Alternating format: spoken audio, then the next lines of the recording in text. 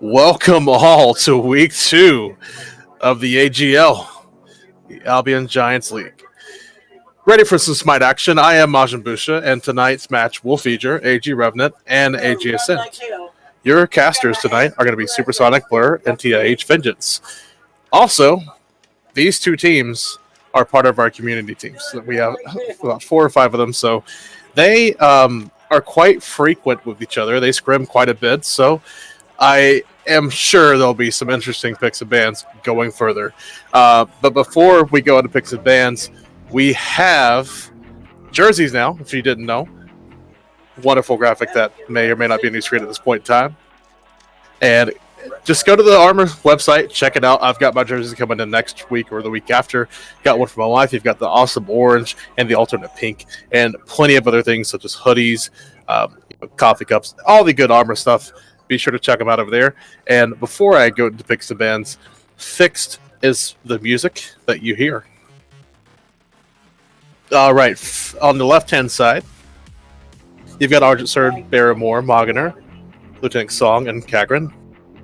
On the right-hand side, you got Stud McBeast, Roomies, Slate Biscuit, Schrodinger, and Royal. So on the left, Merlin, Uller, and Thor, the first bans. Horus and Sobek being banned, even after seeing a slight nerf. I wonder what they're taking their time thinking of. Humbots is available. Up there it is. That's the first thing I was thinking of, is Humbots, but that leaves you Moja open.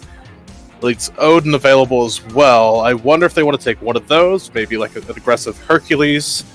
There's a lot on the table right now. And just keep in mind, there are some auto bans currently, being Persephone, Morrigan, Heimdall, due to all of these are due to bugs, of course, and Loki, I believe, rounds out those auto bans. Taking some time with our first pick overall. It's not going to be any of those frontliners I was talking about. It's going to be a Hu Yi. Hu Yi has been one of the top picks, at least so far this season. And if you watched the SPL this weekend, you saw an amazing bounce play from that Ricochet coming from none other than Netroid, finishing off the kill from that long distance bounce. It was so sick. You had to see it live if you're watching the SPL.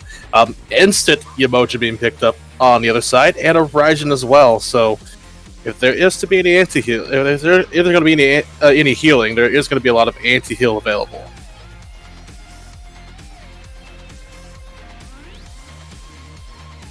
Curious to what to see next. So Yamoja and Raijin together. So Yamoja having her River's Rebuke, cutting off quite some area, similar to Odin, except for in a wavy path instead of a circle.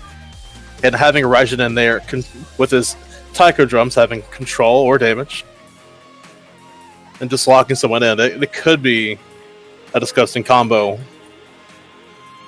And then on the left-hand side, we have a Discordia locked in.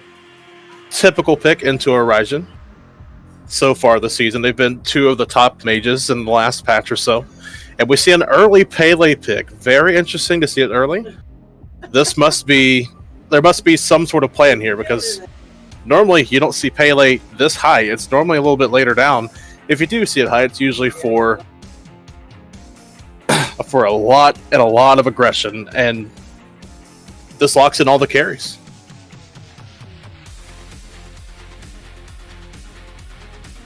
Still waiting on this third pick so far. Sleep Biscuit taking his time, thinking about what the team wants. Maybe they picked the Hunter here. Maybe they're looking to go another route. We will find out here in just a moment.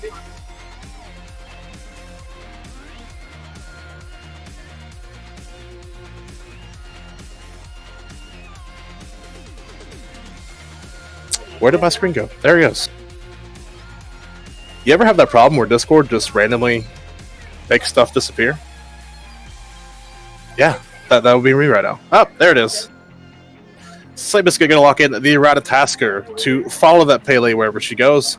Semi-global ultimate, similar to what Thor brings to the table, except for he has the knock-up in that ultimate rather than a stun.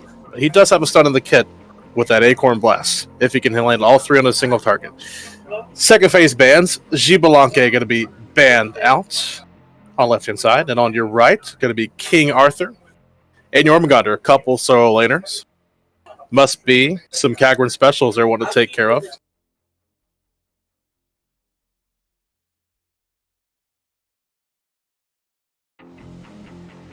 And it looks like Camazot's made it to the second phase.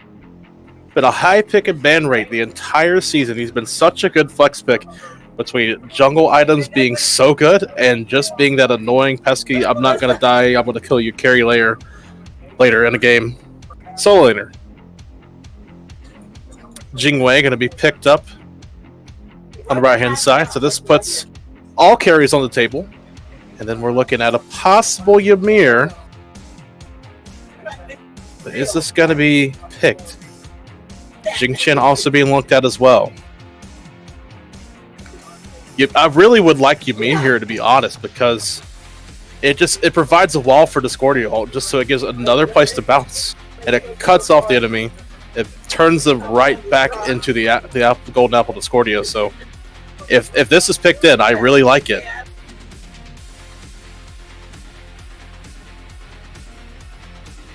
Still considering this pick.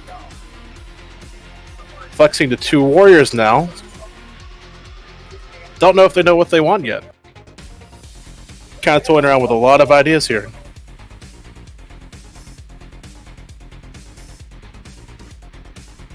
It's going to be Ganesh and Sun Wukong after all of that. A lot of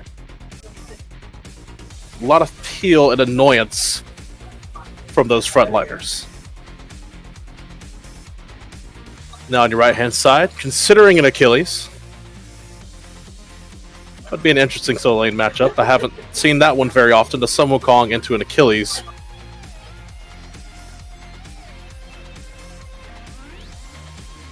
If it gets locked in, that is.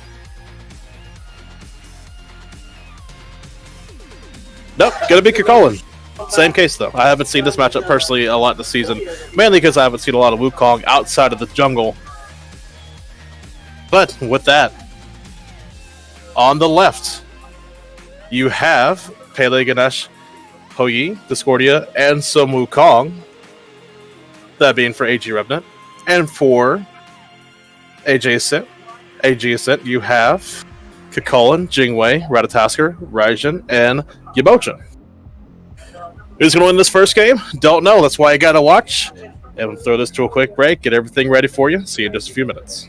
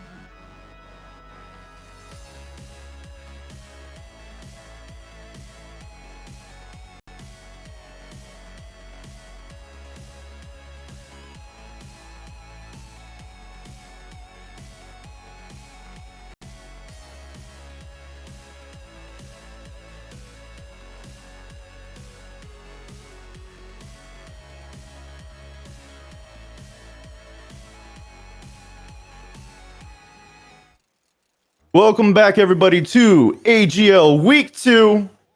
Revenant versus Ascent. I'm TIH Vengeance, joined here by Supersonic Blur.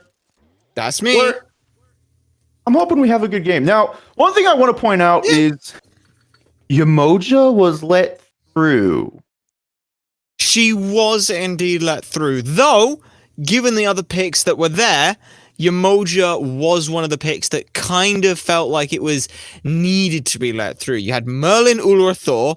We've all seen high popularity, especially Ula, who's made a recent rise up. Whereas on the other side of things, we saw Ascent band was Sobek, Horus, Hunbats. Now, Hunbats is probably the one you could make the most sort of argument against, being the idea of, oh, it's a Hunbats, he just got nerfed, but he's still got the ultimate, and in my opinion, as long as that ult is a shorter cooldown than beads, it's viable, because that's the whole point, is you burnt beads, you don't have it for the second time around. Sobek, again, super strong flex potential here, and and Horus is ridiculously strong, coming out of the support role, can set up so much. So I think that of all the picks that we've seen, Yamoja is certainly the one who is the most punishable out of all of them. This is true. Now, coming into these starts, we see everyone doing the normal 2-2-1s. Starting at your buffs, then going to your relative lanes. Except Solo. We have the Kukulin starting at blue buff.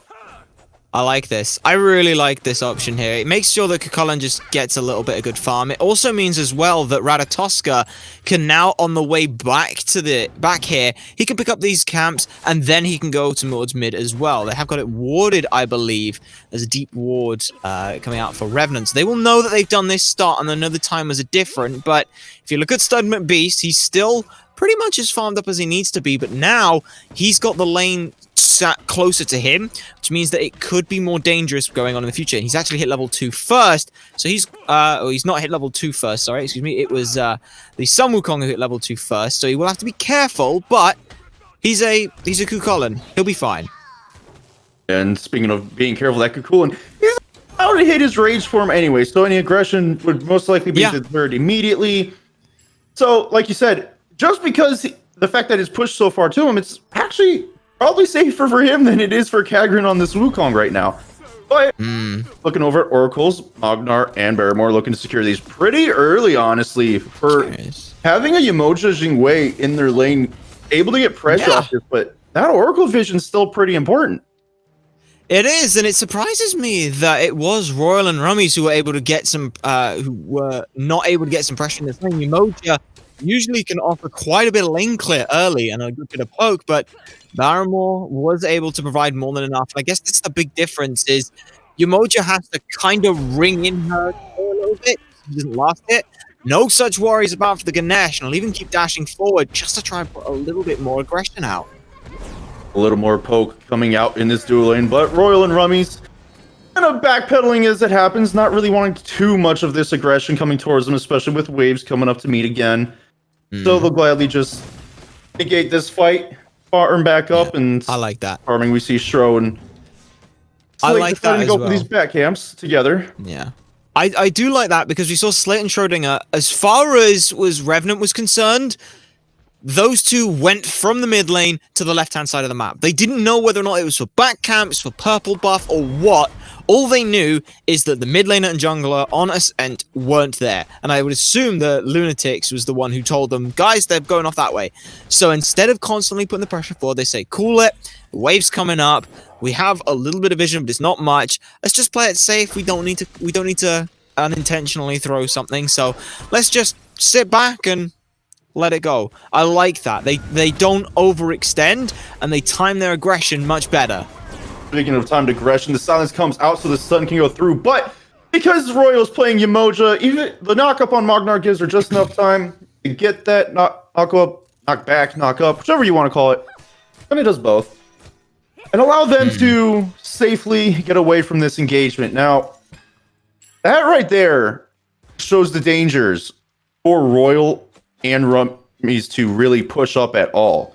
I mean, because this Jingwei is such a low level right now, fighting's not in their best interest, especially with waves. I'm curious, do you think Revenant's going to be able to pull ahead here quickly in this lane? I'm not necessarily sure they're going to be able to pull ahead, but if you look in terms of what Barrymore has, those stacks are now finished on their buff as mid chased down back under the tower, but will be safe. But going back on the point, Barrymore has a fully stacked Guardian's Blessing at this point, so from a gold level, he will start ticking up just a little bit sooner. That bonus gold per 5 is definitely very useful, so having that is going to get him a little lead. It won't necessarily amount to much right now, and you can see Royal still back to base, got boots, and they've done that first, so hopefully I expect Barrymore to head on out and then potentially look to rotate to mid. Yep. Now over here in so little poke battle, as we've seen, Stubborn Beast has gotten a slight level advantage over Kagran at some point during this game. Kagran just hitting level 6 a moment ago. Gets the Tiger Stun, but McBeast in his own tower line, making this harder for Kagran to fight. Sits back just enough. Second Oracle is going down to Tro and Slate, who've managed to keep their gear up very well. Because Surge constantly sniffing around the enemy jungle was a little bit too early for a blue buff invade, but Kargan is keeping enough pressure, and Slate Biscuits isn't anywhere near anyone else, so that's a blue buff invaded, and sure, Kukulane doesn't necessarily need it, but that CDR is still nice to have, and through the form, but it might be being turned around onto a gank here. Kagran getting pushed under tower. Surge comes through, tries to get damage, misses a little bit, Stubborn Beast finding safety, Kagran up the ult, comes crashing down. However, Slate Biscuit on the ultimate rotation comes through. Kagran is trapped with Yamoja's wall, but it's not enough to keep him there. Stubborn Beast pokes out the last bit, and now Surge having to back off. However, Lunatic and Barrymore are here looking to keep this going. Lunatic trading out Stud McBeast with a beautiful combo. And now, the fighting's over. Solo for solo. That was really rough. Really, really rough. Revenant in there. They went in and then came out and didn't really feel like Surge was on the same page as Kargan. Kargan sort of dove, but Surge was in there first, and then they both kind of dipped, and then Kargan goes in under Slate Biscuits, so under tower. It felt very sloppy there coming out from Revenant. Is lucky on the rotation from Lunatics, and a nice shot there to be able to get it, but might be being ganked here in the middle of this jungle lane as they make their way back across. Just a little poke, but all in all, it is a 1-for-1 trade, and as you mentioned, solo for solo, so neither one really pulling ahead too much, aside from maybe that first blood bounty. Yep, Magnar pulling a stun onto Rummies, but for now, both sides just going to focus on clearing, don't really want to get too involved with each other. The only thing I will say about this rotation to solo, they did trade the 1-for-1, but Schrodinger decided that he couldn't make the rotation in time, so he stole red buff away. So he got his own red buff, whereas Lunatic doesn't have it. So now the clear is going to be pushed for an advantage for a little bit until this buff despawns. Ooh. Bit of aggression in the mid lane. That's what they want to see here. And the shell might keep him alive. No, Royal ends up picking that one up. I believe that was Yamoja stun on their deathbed who got that. But I do like seeing this aggression coming out in the mid lane. It was just straight. We've got a potential for a pick here. Let's drop everything we need to secure the kill. Just dove a little too hard, a little too early. Yep, speaking of trying to dive here, McBeast pushing Kagran towards his tower, but does not have the CC to keep him in place. So they're going to try and just fight it out around the waves here. As you can expect from a solo lane, not a lot right now. However, the longer they stay, the longer it goes. So in the end, Kagran's going to walk away. Stubborn Beast just going to finish up that wave. However, Lunatic and Barrymore looking towards these mids, not really finding anything, but Royal is going to start up these oracles, allowing Slate Biscuit enough time to come over, finish them up. And now this gives a little advantage towards this Gold Fury for if they want to start 8 minutes in the game. No one's looking. Surge. Possible. Perfect timing for that red buff. I do like the attempt to look for it, see if anyone is there on their own, but as you mentioned, perfect timing. Surge is over there securing that. Do spot out a ward with the sentry that they've got available to them. Now trying to get back into mid lane. Schrodinger, honestly, it's been very quiet from them so far. As you mentioned, they opted to just hard farm, and I'm not too problematic with that, but we talk about problems. Could be one going on here. Rat up in the air, comes crashing down, but into the tower, not onto any target. Actually gets traded out for his ultimate. What? Surge gets out with 1 health. Lunatic comes in off the back end with Barrymore, and just ult combination guarantees 2 deaths. No, 3. Royal Show and Slate all burning their ultimates sooner, die Gosh! in the end for absolutely nothing. Rummy's now just standing in the lane when there's people Wait, what? missing mid, Yeah. and here they are. No. Very unfortunate there. Beautiful use. That Ganesh ult caging 2 people and just evaporating them was a shocking turn of events, to say the least, with the bounce off the side wall and then the ult from the Dharmic pillars as well. Do see a dive coming through here onto Rummies. Royal will manage to pick up Moginar, though. I'm surprised we didn't end up seeing him run through the top of the tier 1 tower and then try to go back out around where the rest of the team was.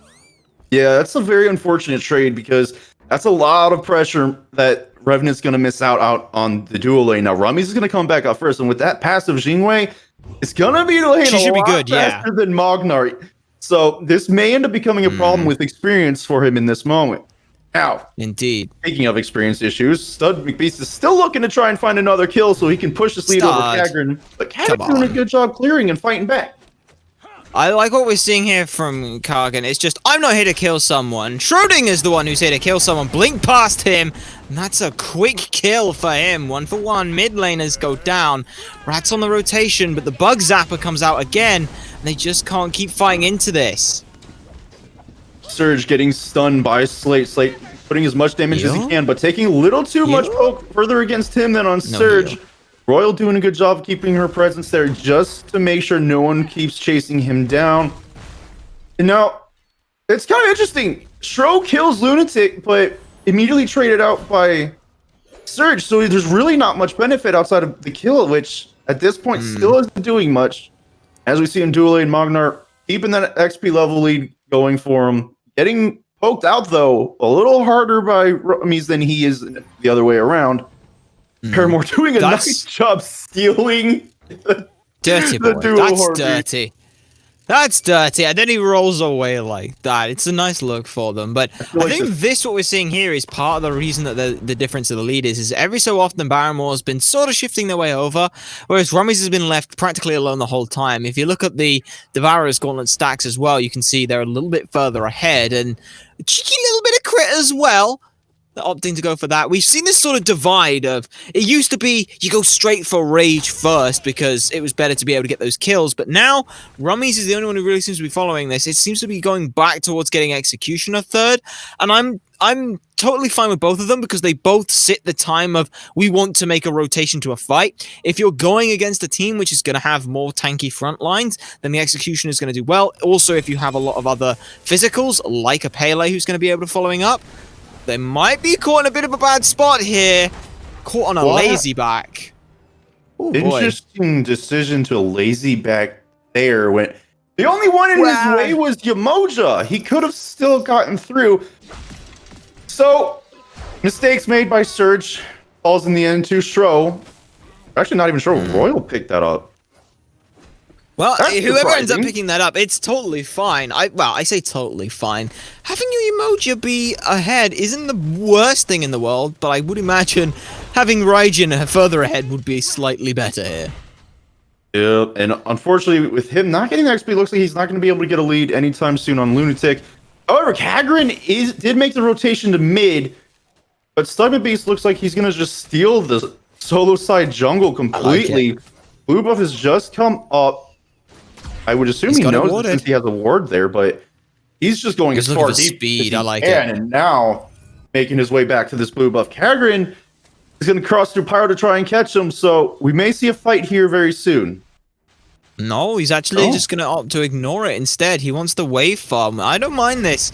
Kargan's been kind of doing this a lot, really. It's just, I'm not here to fight a Kuka lane. There's no point. There isn't a reason. My job is to just clear the wave and then get to a team fight. That's where Sun Wukong and Kuka lane both make a better look here. Gold Fury can be started up here by Ascent here. No one seems to really be around. Ognar dropped the stuns. Does not manage to steal it. Unfortunately, Ascent just getting out before the last sun could drop on it. Could have tried to try and get something, but Ascent, in the end, used their vision and knowledge to keep this going in their favor. And really, right now, they kind of have the advantage. With it's a little bit of gold, yes, but they're down 2 kills still. And for the most part, Revenant's been doing a really good job farming. So just to have this slight gold lead even now, do you It's a think good this can look. start stacking? It's a really good look for them currently, as you do see slight issues on DCs. But, like I said, it's a nice look for them. Rummies has got Rage finished now. They're going to want to start potentially rotating around, getting something going. And yes, like we said, it's a tiny gold lead. But if the game is even at this point, and you are still in a position to try and go group together, you've got a Ratatoska in the mid game, you can bring a Hukalane in the mid game, then you can start potentially leveraging their decent times to get the Raijin a little bit more of a foothold for a lead to the late game, to get a Jingwei, those stacks on Rage, to give you, and Yamoja as well is such a good facilitator for these fights without the need for mana sustain, just having those Omi points. You don't have to worry too much on it. She's got 30% CDR already, so there's a lot of potential for sustain here. Yep. Now the pause is over in the solo side. Dragon was looking to steal Blue Buff away. Stud McBeast does secure it. Stud McBeast actually has about a level and a half, 2-level lead over. Dragon looks closer to a level and a half now as he hits 14. But this is a little interesting after the start we had that he kind of turned this around completely in his favor for the XP. So Yeah. what is this going to mean in here in a little bit? I'm assuming that since Pyro actually did go down, it looks like. When the way This of only Revenant. leaves the Fire Giant up, which tells me we're going to see team fights starting to try and take towers. That would be the look here. In terms of a siege potential, neither really has a great look this early on. From that side of things, what it's going to come down to is how that team fight dynamic is going to go. Both Slate and Surge want to dive, but the ways in which they have the options to dive are much more much different. Ratatoska with the ultimate, huge great knock up to help disrupt the fight, followed in with the Yamoja, followed in with a Raijin also being able to dive into the backline, set up a good bit of CC. There's a lot more strong dive potential on Ascent, whereas you look at Revenant, theirs is kind of more defensive reactionary. Barrymore with the big ultimate, locking down players. We've seen it before, after they've been engaged on. Same with Lunatics as well. Their CC's been great when people have dogpiled into them, and Surge has been able to clean up after a lot of CC's been used. That's kind of how Revenant have been able to play this so far, and honestly, it's not looked too bad for them. No, so far this game's staying relatively even outside of objectives going down in favor of Ascent, it appears. Ascent is up about, let's say about 600 gold, maybe 700 after trading everything out. Closer to 600 right now. XP, essentially the same, only really roughly around 300. Not enough to make a big difference, but we're starting to see a little bit more poke battles come out right now. Barrymore's getting poked by Throws, he's starting to clear the wave. Lunatic's close to half health. Not too bad. They will disengage, but that little lead has been shrunk a little bit further, I think mostly due to the Pyromancer, and both these two teams are kind of happy to just let this one sit back for now. In terms of build-wise, Royal has now finished their Gauntlet of Thieves, so they're going to want to try and get those stacked up as fast as possible. We haven't seen Rummies really go back to base yet, so there's a lot of gold still in the pockets, I would have to imagine, with that Rage finished off. Yeah, 2,100. That's almost a full Executioner, which leads me to believe they're going to stay out on the map until they can get the full Executioner, or else they feel like they've wasted a back. Yeah, I'm assuming that he's going to We've stay all out done for it. about 1 to 200 more gold bag, get it, grab some wards, come back up, prepare for the next objective. Gold Fury's coming back up in a minute and a half. But right now, mid lane, Royal... They're just happy to chill. They were thinking Royal was out of position, but that's Yamoja. She's got her own way of escaping pretty nicely. But we see 3 in mid, where's there it is. 2 from Ascent. Oh, he even got a ward. Everyone's just going back to farm. This is a very slow-paced game right now, honestly. 17 minutes in, I'm happy with it. kills. I like it. All towers are up. The only real difference right now is gold, looking at anywhere from 600 to 800, depending on where we're looking at the point in the game because of farming. So yeah, and honestly, I think... Sorry, go on. So realistically, this game, it looks like it's going to come to down to one big moment that'll really put a separation in this gold and levels. And for you, where do you think that's going to start?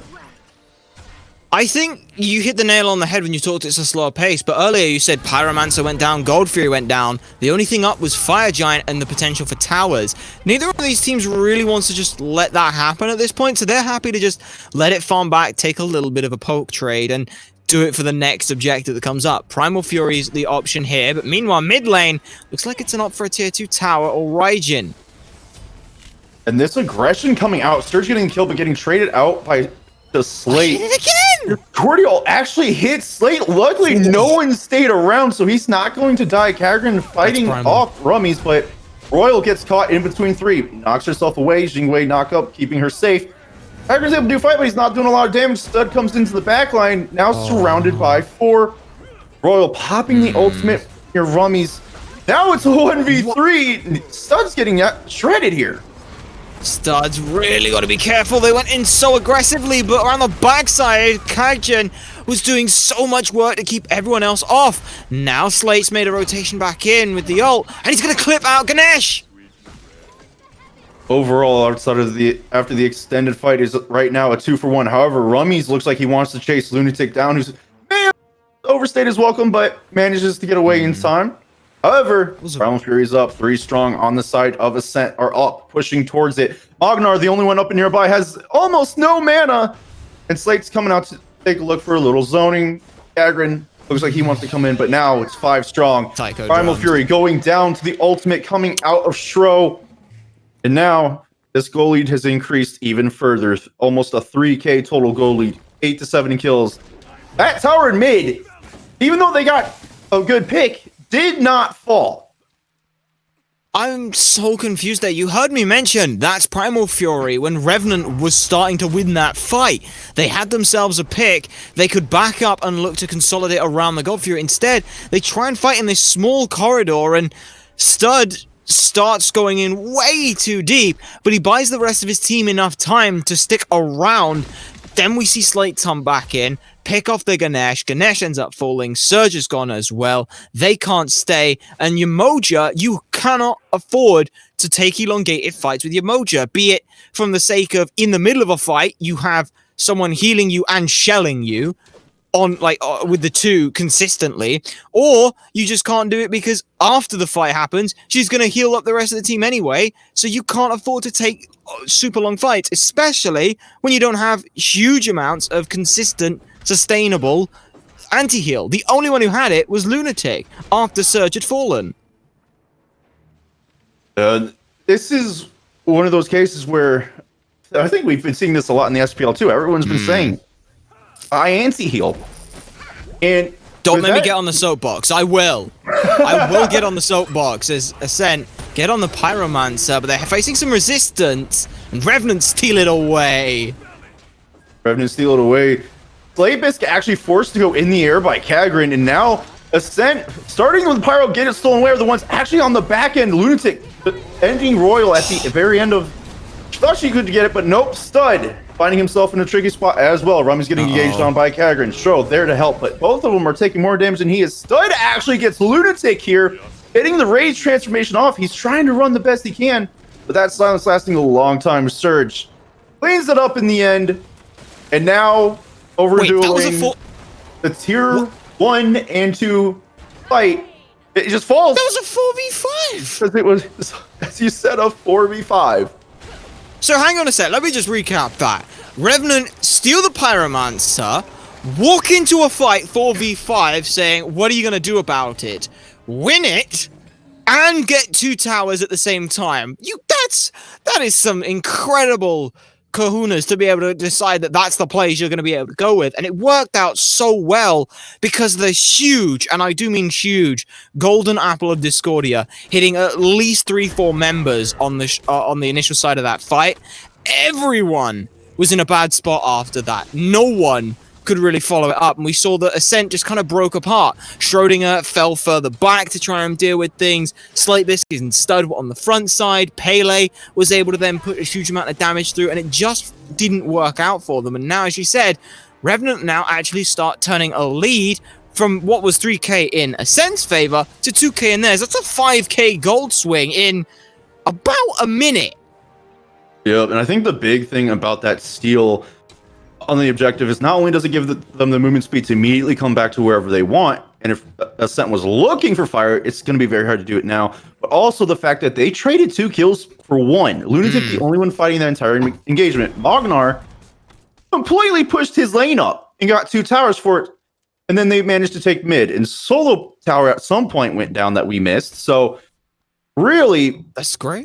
we are now looking at roughly a 15 to 1600 gold lead, 6-3 towers, 2-3 on the side of Ascent, and a 10-8 on kills. At this point, It's going to be close.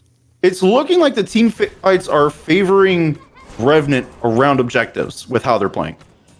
Certainly looks to be the case. Hunter's starting to trade things out. Rummy's got to be more aware that they're or more comfortable in that position. A, as the Jingwei, and B, with that crit chance. They are starting to get some stacks online now. 2, and a Wind Demon finished as well.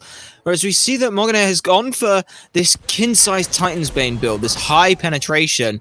I have to see whether or not they get the opportunity to really show how it works. We, again, haven't really seen them in any fights. They haven't really rotated outside of the potential towards this mid-fight.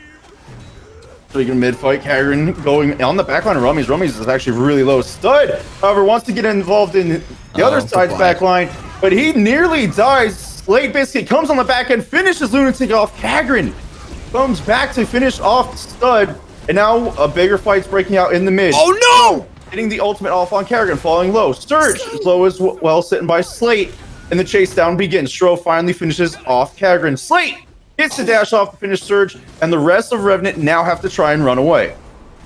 I thought Slate was dead to rights when it ended up being thrown back in with a Riptide, but it actually duked out the rest of the abilities and bought him enough time to get his kit back to chase down the kills. 3 kills fall to Revenant. Ascent clawing their way back in, take tier 1 tower, and Gold Fury's just spawned. But they don't need everyone here. Rummies is actually going to look to try and pressure out Ho Yi and maybe look a little bit cheeky for the tier 2, while the rest of the team gets gold. I love this. All right, I don't love this. He's taking a little bit of a trade when he doesn't need to, but it's a free red buff invade, Gold Fury with no issues. That's a fantastic look for them. And now, as you said before, the only thing that's left are going to be towers or Fire Giant. And the way Ascent have got this kind of a draft, with crit, you have so much more potential to go for objectives and burn them down. Not to mention, they're the team with a Primal Fury, so they do more damage and take less damage from Fire Giant. With Raijin as well, I can't imagine that Ascent don't look at Fire Giant and go, yeah, why don't we just start setting up around here? Now, speaking about Fire Giant area, the ping comes out, looks like from Ascent on Pyro, that is about to be respawning here in a second. Now, it seems like every time we talk about a lead finally happening or a change of hands, it just happens You're cursing again. them. You're cursing them. It's 100% you. I refuse to believe that it's my fault in any way. Hey, you were part of that talk. You have to take some of the blame this time. Fine. Now- 99 to 1. I'll take 1% of the blame for agreeing with you. A fight breaking out around Pyro a little bit. Stud wanting to get aggressive, but Stro getting shredded by Surge, and Lunatic getting credit for it off of the Ganesh ultimate. Coming in is Slate on the back end. Royal was finding herself low, had to try and get away. Surge, however, getting absolutely shredded by Stud, who's now trapped. Good look in from the end, wall there. manages to walk away. Kagran on the back end wants to try and get something going, but Sun's down, pushes Ascent away. He's now trapped between 3, gets the ultimate off. So this heal's coming through, and there's not any anti-heal applied to him. Not currently yet, but they're still trying. Out of Omi is the Umoja, so they gotta be careful. Lunatic is so dangerously low, but they will be able to get away on the backside. Stomach Beast has now fallen to 2 for none. So excuse me. Ascent getting pushed off this Fire Giant and around. What Revenant are gonna look to do, they're all 5 strong, but they've got to be careful. Schrodinger is coming back. If they're going for fire, they've got to do it quickly. Going for fire. They only have 1 ward placed aggressively to ping out Ascent. As we see Slate's coming through, going to take care of that ward immediately. And Revenant's got to make the choice here. Do they get off or not? And they decide to do it just in time as Royal and Slate made their way through. Kagran doing a lot of fighting, though. And the Dharmic Pillars come through to get some extra damage. Surge finishing off Royal. Ultimate does come out. Taiko drums? But it doesn't mean a lot. However, Taiko Drums does. And now Kagran having the ult yet again, trying to get away. Shro, Beads, and Aegis wants to do something here, but the silence too good. Ognar getting credit for the kill. And Shro, unfortunately, caught out of position on the back end of a bad fight for Royal and Stud. Now leaving Ascent in a bad position. Revenant, they have the opportunity to fight here after they back. Possibly, but that's the second fight now that's been such a strange dynamic. We've seen these sort of constant 1v4s going on with these teams. It's been Beast is diving, and then he gets kind of low, and then Slate turns up and fights it. And Karjan does the exact same thing. The big difference is Karjan's going in, and then sitting in the ult to get out. Beast is just head first barreling in, and Slate's using the ult to get in after. The damage dealers aren't there to follow up off that same kind of CC. It's why we've seen these fights start so suddenly is, bam, someone's slightly out of position and we're getting a look at a pick. It's usually Barrymore's ult finds one person alone and Lunatic's there to follow up. That's what started the initial fight around this fire giant before Revenant were forced off it, is Lunatic finds one alone in Barrymore's ult. That's initial start to try and burn someone down. And it works out time and time again. Ascent need to be much more mindful on how they're trying to take these engagements, because their lack of positioning with each other and working together feels like it's costing them potential here in these team fights. We've seen Revenant say, right, we fight 1v4, and they're the ones who seem to be getting the better deal on who that target is. Now, of course, we had another lead change after we talked about how that's been happening. Again. Stop bringing it up! I have to do it. It's ridiculous how often it's happening. But take those graphs away. No, this isn't have anything to do with the casters. It's like it was said before. These are two teams that scrim against each other a lot. I think this is more of they just know how each other play, so they're playing against each other very well at certain point in stages. As Kagran gets that ultimate off just in time to survive through the taiko drums. However, Slate's waiting for him on this down end, but doesn't get anything off. So now both sides, they're still looking to force this fight, but Revenant's doing a good job of keeping their distance. I was saying before, these two teams, they play against each other a lot in scrims. So this is coming down to knowing each other's play style. That's very true. There is still the tower advantage on the side of Revenant. This could give them pressure somewhere. I'm talking a little bit of pressure.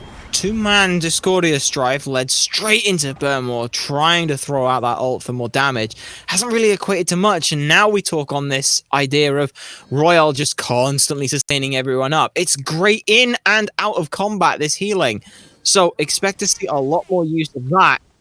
I'm really not sure how Revenant are going to try and take these little poke trades. They don't really have a comp designed for it. They're all kind of go in, as we've seen before. We have some Wukong go in, cause a ruckus, and then trying to just hop in on that cloud and Nimbus out. Might be taking a 1v1 in mid, though. That's going to force Beads. Good Beads forced out by Magnar. Now, however, we're looking at a 3v3 over around this Pyromancer. And Ascent being the aggressors here. But Revenant coming in on the very back end. Taiko drums do come out, get some damage onto Magnar. However, Surge takes out Shro in the back end. Lunatic falling to Stud. Magnar needs to get out now and is doing a great job. Stud actually ends up falling to him as there was a lot of focus, but now Slay Biscuit and Royal need to find a way out. Rummies is already gone, but Dharmic Pillar slowing Royal down. Snuff. Kagran's going to use the Tiger to keep chasing. Doesn't hit the stun, but he's going to keep going with aggression. And Rummies is gonna back. Slate managed to back as well. Gets out. Royal is just getting. I'm gonna. Yomoja is just annoying to chase when she's got Omi, dude. Like, are you kidding me? She's ridiculous. She's absolutely ridiculous, and she did a lot of work to make sure that fight didn't go as badly as it could have done. A nice look to try and turn on any disengagement Revenants after they got some great poke initially with the River's Rebuke. Unfortunately, Surge was able to find Schrodinger in the bag, and the DPS race was just not in his favor. There's no way you are going to out DPS a Pele who is ulted straight into your backside. You just can't do it. So we saw Schrodinger goes up onto the ult, starts firing down River's Rebuke, and immediately turns off it. because his focus has to be the person who's currently killing him. Everyone else is dive, dive, dive, and we've seen it before in the past. One of the big things was to deal with Raijin was find someone who can drop a massive amount of damage on him when he's in the Taiko drums, because he can't deal with it. It used to be Vulcan, now it can be any kind of a jungler. As Fire Giant kind of being flirted with here by Ascent. It's all Fire bait, Giant though. It was being started, but Kagran being baited is going too far. The entire team of Ascent collapsing on him, just leading him. And now Agnar is looking to solo this Primal. But while he's doing that, there's a fight going on over on the solo side. But Surge gets to the backline, finishes off Rummies. Plate goes up, drops down onto 3. Again. Doesn't get anything off of it, but the rest of his team was zoned out by Dharmic Pillars. No real aggression is possible. Tro trying to get damage off through. However, Magnar's coming in from mid. He may be able to get something on this back end. Ascent forced to fall back pretty hard, and Shro still sitting under half health. It's a very tempting target. Very tempting, but he does have to be careful. I think this might be a bit of a bum bait here, trying to back in front of them, just pull them in, but very disciplined there. Goes straight for the other objective. No reason to risk it. There's a better biscuit in front of him elsewhere. Not even going to mention it because these gold leads are essentially irrelevant right now because they're doing such a good job of trading hands and constantly staying around the same as each other. Anyways, right now what sticks out to me is this near 7,000 difference of experience. That's quite a good difference right now, especially considering you're trying to hit level 20 and max out your builds. Well, actually, XP doesn't even matter. Everyone's level 20, so never mind about that. No, you're right. It is genuinely even at this point. We're at 30 minutes in, and it's the great equalizer. It doesn't matter this early game that's happened. It doesn't matter whether you had the lead for the whole 20 minutes or they had the lead. You're even now. So now is the only part that matters. Everyone's pretty much, as you said, rounding out their builds. It's last items for the supports and sort of starting to sell off those boots. We actually see Rummies is fully kitted out themselves with a good bit of crit. And the same is probably going to be said for Morgan here. I'm concerned over what their last item could be, though. It could potentially be... Crit, yeah. I'm concerned we do not see any anti-crit outside of Thorns. That is a good point. That's a very good point. He went crit, third item, so you know about this early. So why didn't we see either tanks build spectral armor early on just to stop the crit? That stops a lot of damage, especially if you're the one sitting in front of them. I think for Kagran, it's been more of a case of they felt other items have been maybe a bit more impactful. They wanted to get more CDR online, and they have opted for an anti-attack auto attack item with this Midgardian Mayor, which definitely will help out a little bit. But like you said, it's not the same idea. That's going to be slowing attack speed. That's just straight up saying, no, you don't hit me as hard. Not you don't hit me as often. As looks like we're going to see a bit more of a flirtatious tango around this enhanced Fire Giant. And this could be a big one to watch. This will be the one that can break open this game and clear off the rest of the towers for either side here. Yep. Kagran was trying to get to this back line, but spot out by Stud got a little aggressive on him. Kagran's still trying to get this side, but he's got Slate around now. And this is where it gets a little dangerous. Kagran, if he gets picked off, it may cause a lot of issues for the rest of his team, depending on how they decide to re-attack. Royal doing a good job off mid, but Stud manages to find the way on the back end. Ult goes up as well as from Royal, but nothing comes of it. Slate actually going to the trees and comes back, crashing down, looking at Kagran, but misses. Kagran's just trying to walk away. Manages to get into the ultimate. It's going to start doing very little healing. But Dharmic Pillars comes out. A lot of damage under Royal. Agnar comes in off the back, and Suns come down. Finishes off Royal.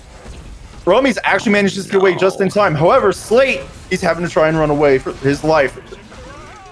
Tro that's some big damage. Rummies finishes off. That's not good enough. Lunatic finished off Tro and Stud. And now Rummies has to run low mana, but however, these crits are too good. Barrymore falling. Thorns is there, but Lunatic saves Kagran with the CC and just decimates Rummies. Slate, the only one to survive, but the 3 remaining on Revenant were too low, and that is 3 waves worth of archers. That's gotta be. If Slate does not get there, that Phoenix is gone. Yeah, that was a big dent, and you heard me a lot constantly. The little snippets. That was great for Ascent. They get a good look for a fight. They sort of find someone and then rein it in once they look at Kagren. Then Kagren ults, and they can sort of rein it in. But instead, they just start moving on forward. One member goes out forward. I think it was Royal, I believe, who starts going forward, leaving themselves alone into the rest of Revenant. Revenant get themselves a great setup potential around the Fire Giant. And then it just pretty much all falls apart. Everyone just completely forgets positioning, what skills are available, what the whole purpose of the fight they're going for is, and just says, screw it, this is arena now. The Fire Giant, nobody thought about it whatsoever. Instead, just went all in for kills. Speaking of going for Fire Giant, Slate tries to get a steal, but they delayed long enough for his ult to be useless. They still held it? The front. There's still two members here. Ascent gets a steal on the Fire Giant. Stun is going aggressive on Magnar, but he's taking way too much damage. Surge shows up. He's going to let Magnar finish that off. However, Kagren over into the other backline, getting destroyed by 4. Rummies gets the kill at the end. Stro getting very aggressive on his Surge. However, Dharmic Pillars gets him in a good spot, gets some damage. But Tycho Drums coming out. He really wants this kill. Man, to get it shots. At the very end. And continues going forward. Barrymore now in trouble. Slate trying to come up around the back end to cut him off. Lunatic can't help. Too low. Slate would kill him. However, running out of mana, Slate's unable to continue his aggression onto Barrymore. Barrymore manages to get out. And now, the 3 remaining members of Revenant are grouped around this mid. Phoenix. They could I feel like this is the towers. I would rather see them look for the towers here. Minion wave still isn't around. They've already got a minion wave pushing in. That being said, with an Oni wave available, or Oni Phoenix available, they want to get those Oni fire waves going in. So River's Rebuke will do what they can. And remember, this is enhanced Fire Giant. Half the backdoor protections. You don't even need a minion wave. What you do need, though, is to help your mid laner. Yeah, just so much that the Royal was doing onto these members of Revenant that they had to try and focus somebody out, but Stro manages to stay around, go on the back end, try and get some damage off, and it just allowed Rummies and Slate to do whatever they wanted and take that Phoenix down. Now, Oni Fury is going to fall to Ascent, putting a lot of aggro into these lanes. We are going to have in mid a fire Oni wave spawning here on this next one. This is going to be a lot of trouble for Revenant. These side lanes, they need to clean up very quickly, or there's going to be a lot of pressure. And you're going to have to choose. Do we defend mid as well from an Oni fire wave that's coming? Or do we all out against this Phoenix defense? There's the big boys. Flaming swords, and they got the power as well. That's nigh unstoppable. And talking of nigh unstoppable, left side, minions are able to sneak away that tier 2 tower for Ascent, so that's an exposed Phoenix on the left-hand side. So their backs had a lot more change in their pockets than originally thought. Only 1 tower remaining for them, and these Oni waves. I wouldn't be surprised to see them hard commit to try and force Revenant to pay attention to them, to let these other Oni waves do their stuff. Yep, now that Surge is in mid, he's going to try and clear this Oni fire quickly. Doing this is actually going to stop a lot of aggression across the net, because now someone can freely worry about left when it gets close enough, because it's not quite there yet. However, Slate is waiting in between Phoenixes to try and get this pick. I like this. Surge wisely just backs where he is, knowing there's no aggression coming. However, this right Phoenix is starting to be sieged, and Revenant are 1 man down. 1-0 down is good enough for now. Discordia will get a little bit of damage off, and this is where I talk on the siege of neither one has a clear advantage, especially in terms of just trying to straight up clear the waves. It's very difficult for both of these teams to get a little bit of opportunity. In terms of actually sieging in, though, River's Rebuke is fantastic to push everyone away, provided it's not someone who can hop away, and that's what we're going to see now.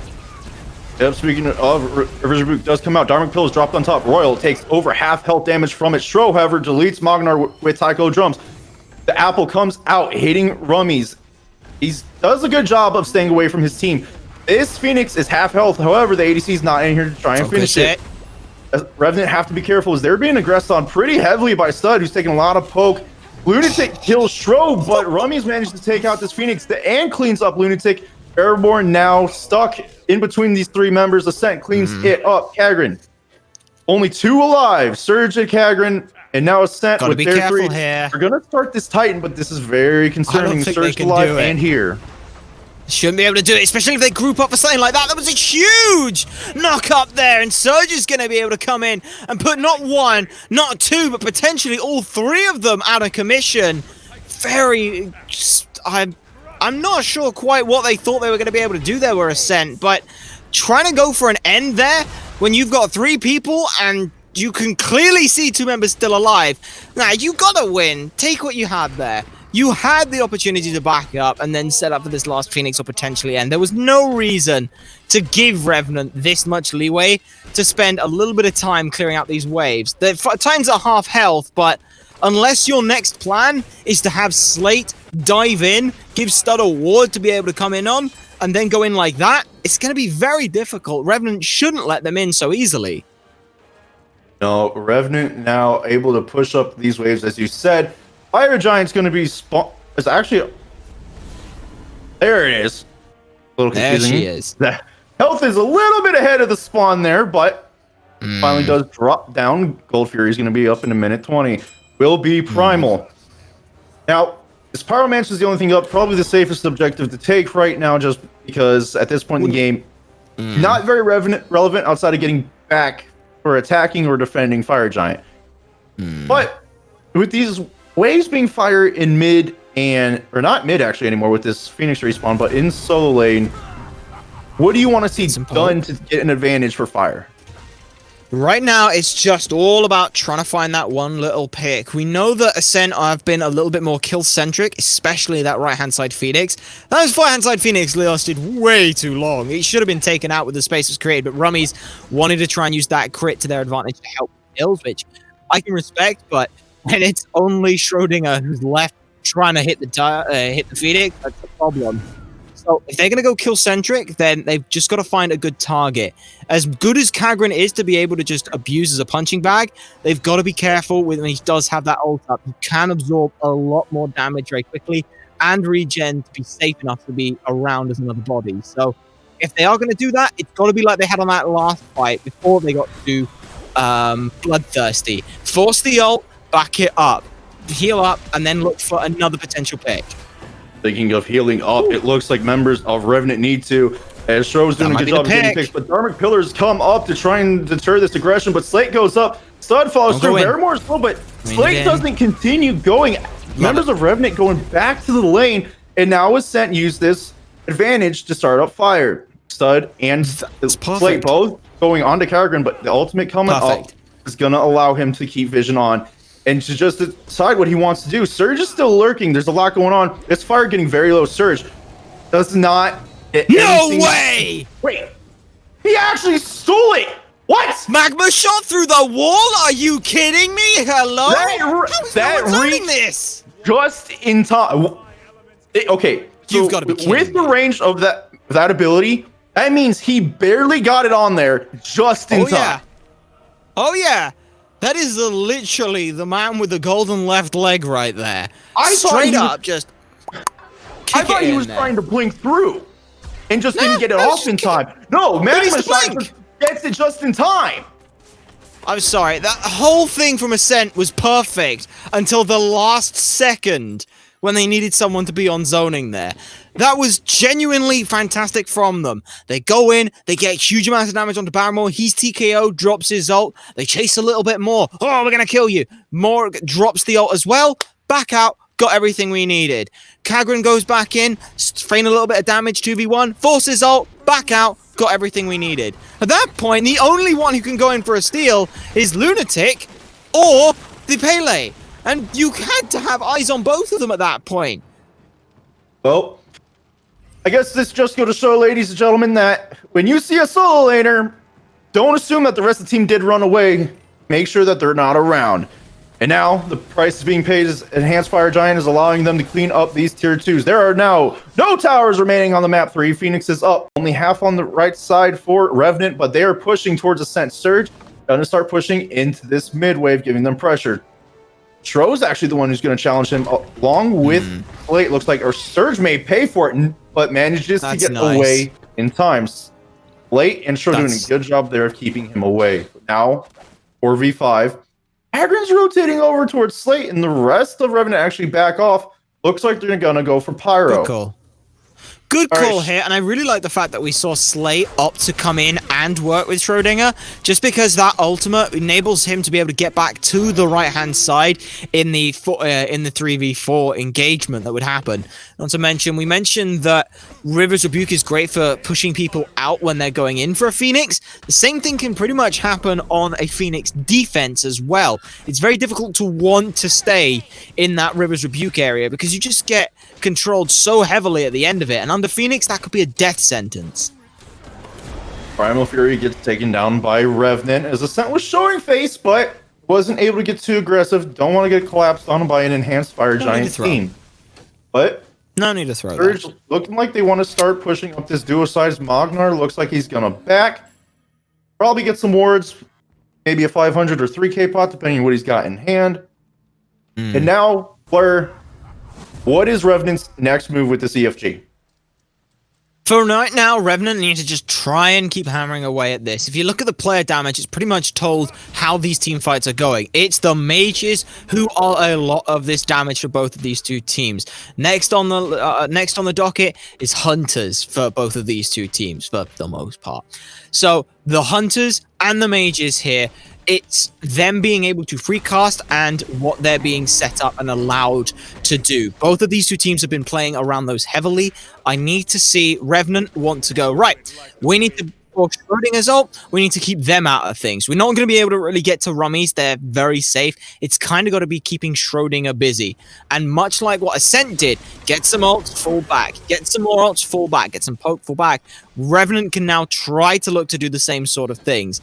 Dharmic Pillars is very good damage and good burst to keep people away. But remember as well, when you're inside, you also have reduced protection. So anyone who doesn't want to take that damage getting out is much more vulnerable to any damage you put into them. Kagran keeping this pressure up in mid, Revenant rotating towards the mid Phoenix. Now it looks like they're actually going to decide to back off. Ascent's doing a good job of making these Phoenix fights very hard for Revenant to walk in and get any damage. Barrymore, though, almost caught out of position there by Royal, does a good job of dodging these abilities, but Slate wants to get aggressive. Kagran getting the stun off onto Slate. Stud dives the backline. Backside. Stud drops down.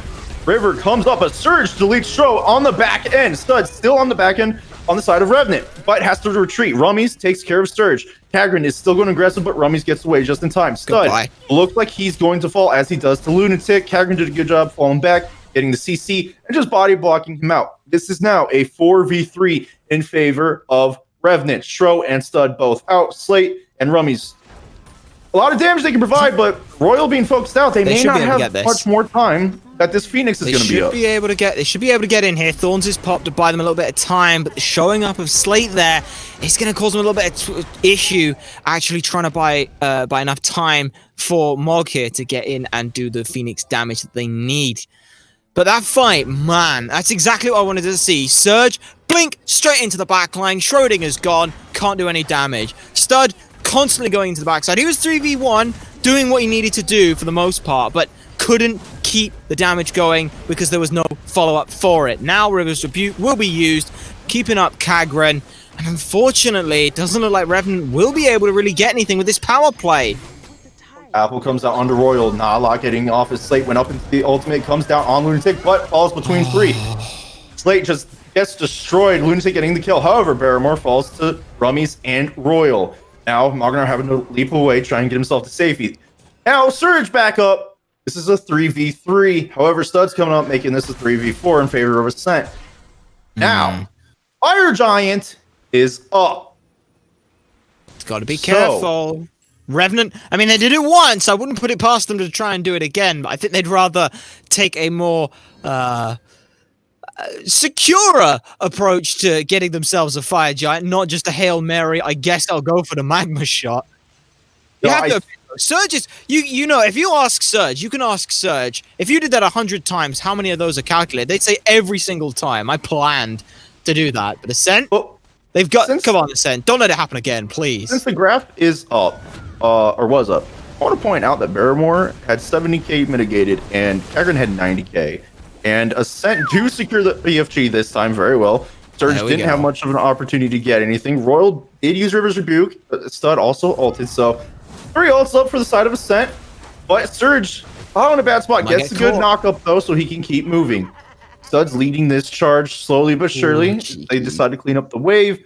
Ascent now regroup and are falling back. Falling back? Okay. Okay.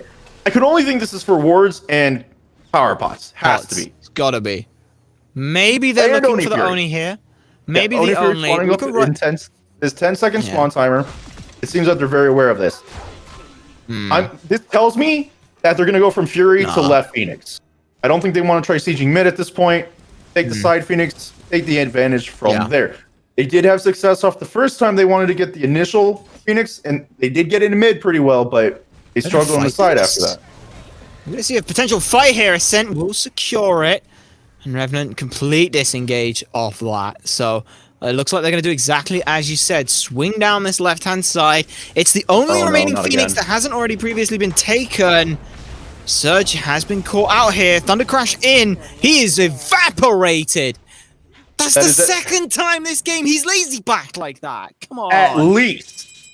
But that is the second time his death has been confirmed for lazy backing instead of just running back to the Yes. safety of his Phoenix. Now, Very a true at this 4v5, point. Slate Biscuit is free to take this mid Phoenix. Bad look for Revenant as now it's a 4v4 in the left side, but Slate's full health, took down a Phoenix, is able to come behind you. Ult is coming out from him and from Royal as well. Big. Aggressive Down the in his coming out. backside. Lunatic actually finishes off Stud in the backline, but Shro gets Mognar. Now Barrymore trying That's to keep Slate off. Ultimate was on him, not a lot of damage done. Agron is doing a lot of work on Shro, though. Lunatic Ooh! with the disperse of the one gets it, but Lunatic picked off by Slate. Barrymore is now in an awkward situation. Land an auto. Gummies and Slate trying to get the CC. Anything. Oh, that dash miss is now up to Barrymore It's rough. and Agron to stop this aggression. Rummies This is is the one they better, need though. to be on. Titan is 3/4 health, getting closer, is now about half. They are on Rummies, however. Kagran gets CC off. The Dark Pillar comes out, but Barrymore is close to falling, as is Kagran. Titan now under half health. Kagran runs away to get some heal, gets Royal, but because no one's body blocking, the Titan falls. That was the Unfortunate.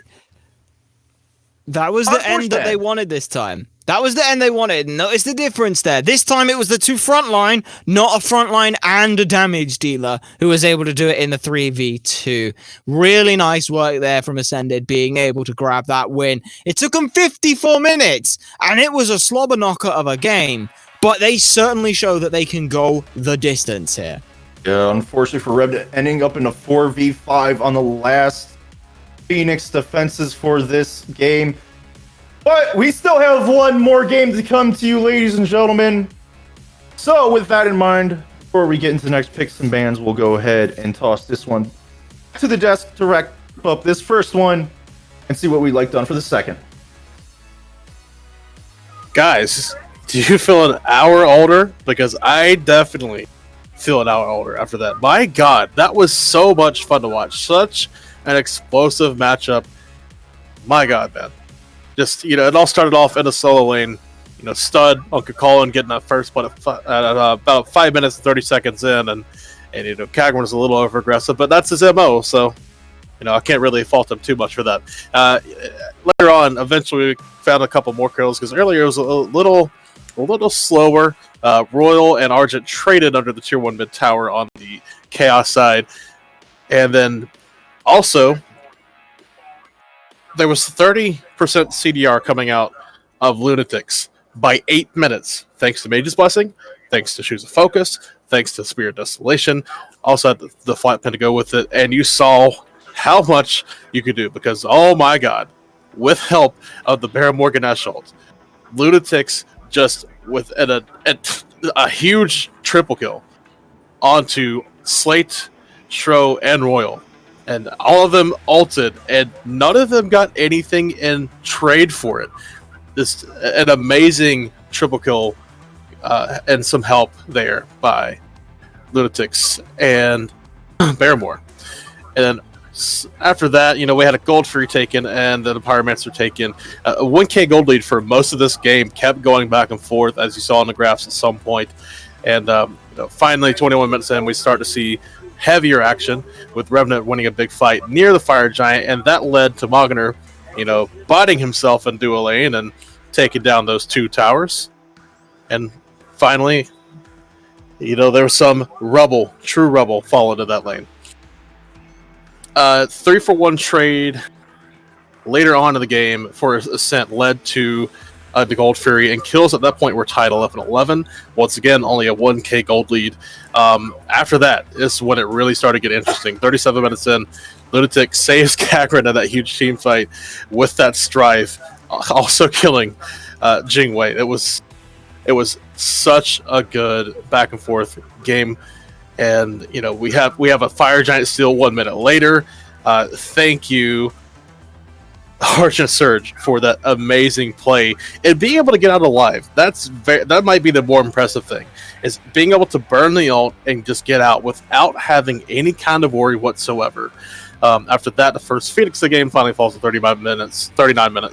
At 42 minutes, Ascent tried to end, but they failed to do so. Just too low, and they just, as Blur mentioned and alluded to, could have just backed and got their health bars up and just had a final Phoenix push. At 45 minutes, excuse me, 45 minutes was the Fire Giant Steel. Sorry, earlier in the game it was a Gold Fury Steel by Ascent. Later on in the game, I noticed that both mid laners were approaching the 50k damage mark, and also towards the end of the game, Kagran and Barrymore combined for 197k, nearly 200k mitigated damage, but that wasn't enough to fend off AG Ascent to take the victory. And with that, guys, we're going to go to a break before we get ready for picks and bans for game number 2.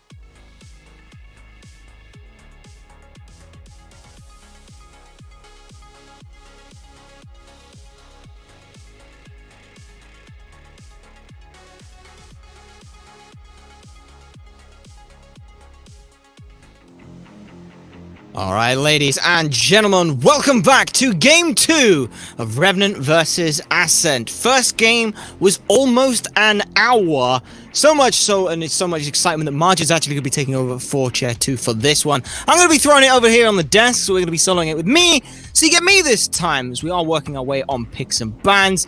Looking over what happened last game, we'll do a quick rundown. Bans for Revenant, who've opted for, it looks to be the same side. Their bans were the Merlin, Ulra, Thor, Xbalanque, Camazotz for their first and second bans respectively. And for Ascent, it was Sobek, Horus, Hunbats, King Arthur, and Jormungandr. Given the way we saw this last game, I'll be interested to see whether or not we are going to see any of those changes. I'll also be curious if Ascent want to go for a run back here. It was a very close back and forth game between the two of them, so they could look to just say, you know what, let's go for a complete salty run back. And nobody, and I mean nobody, cannot like the salty run back. Salty run backs are always something fun to see, and if Margin wants to cast for a full hour, then so be it.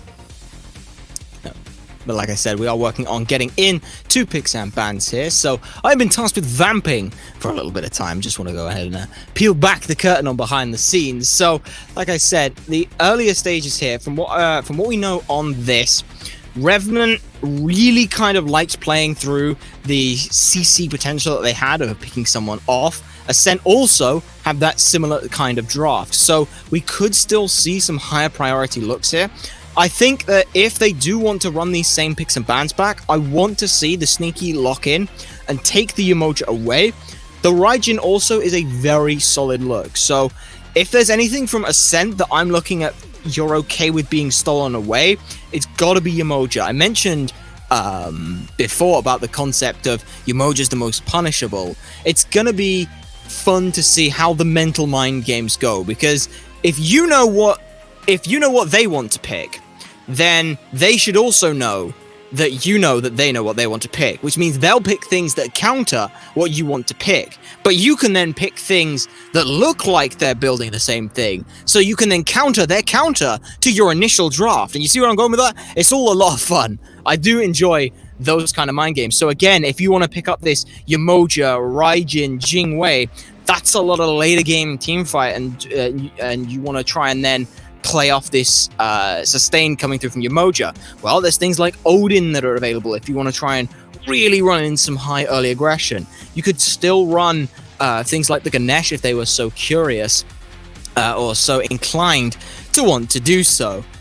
But we'll have to see how they're going to go as we do finally get into picks and bans. And by the looks of things, we are going to be seeing same sides and so far same bans coming out. Merlin is the first one, and Solobek, or just Sobek as it currently stands, is the only two bans. So far all the same. I'm surprised that Revenant haven't opted to try and let one of these other top picks through, because if it turns out that Ascent want to ban away one of the picks that we saw Revenant play from the first game, say they ban away the Pele in the third ban, then they're kind of up the creek without a paddle, as it were, because they can't afford to leave too many things open, as it were. So again, Sailstain bans, Horus and the Ulra have gone. Thor will be the third ban for Revenant, so they don't want to risk it. There is no biscuit involved for them, and in a 0-1 deficit, they can't afford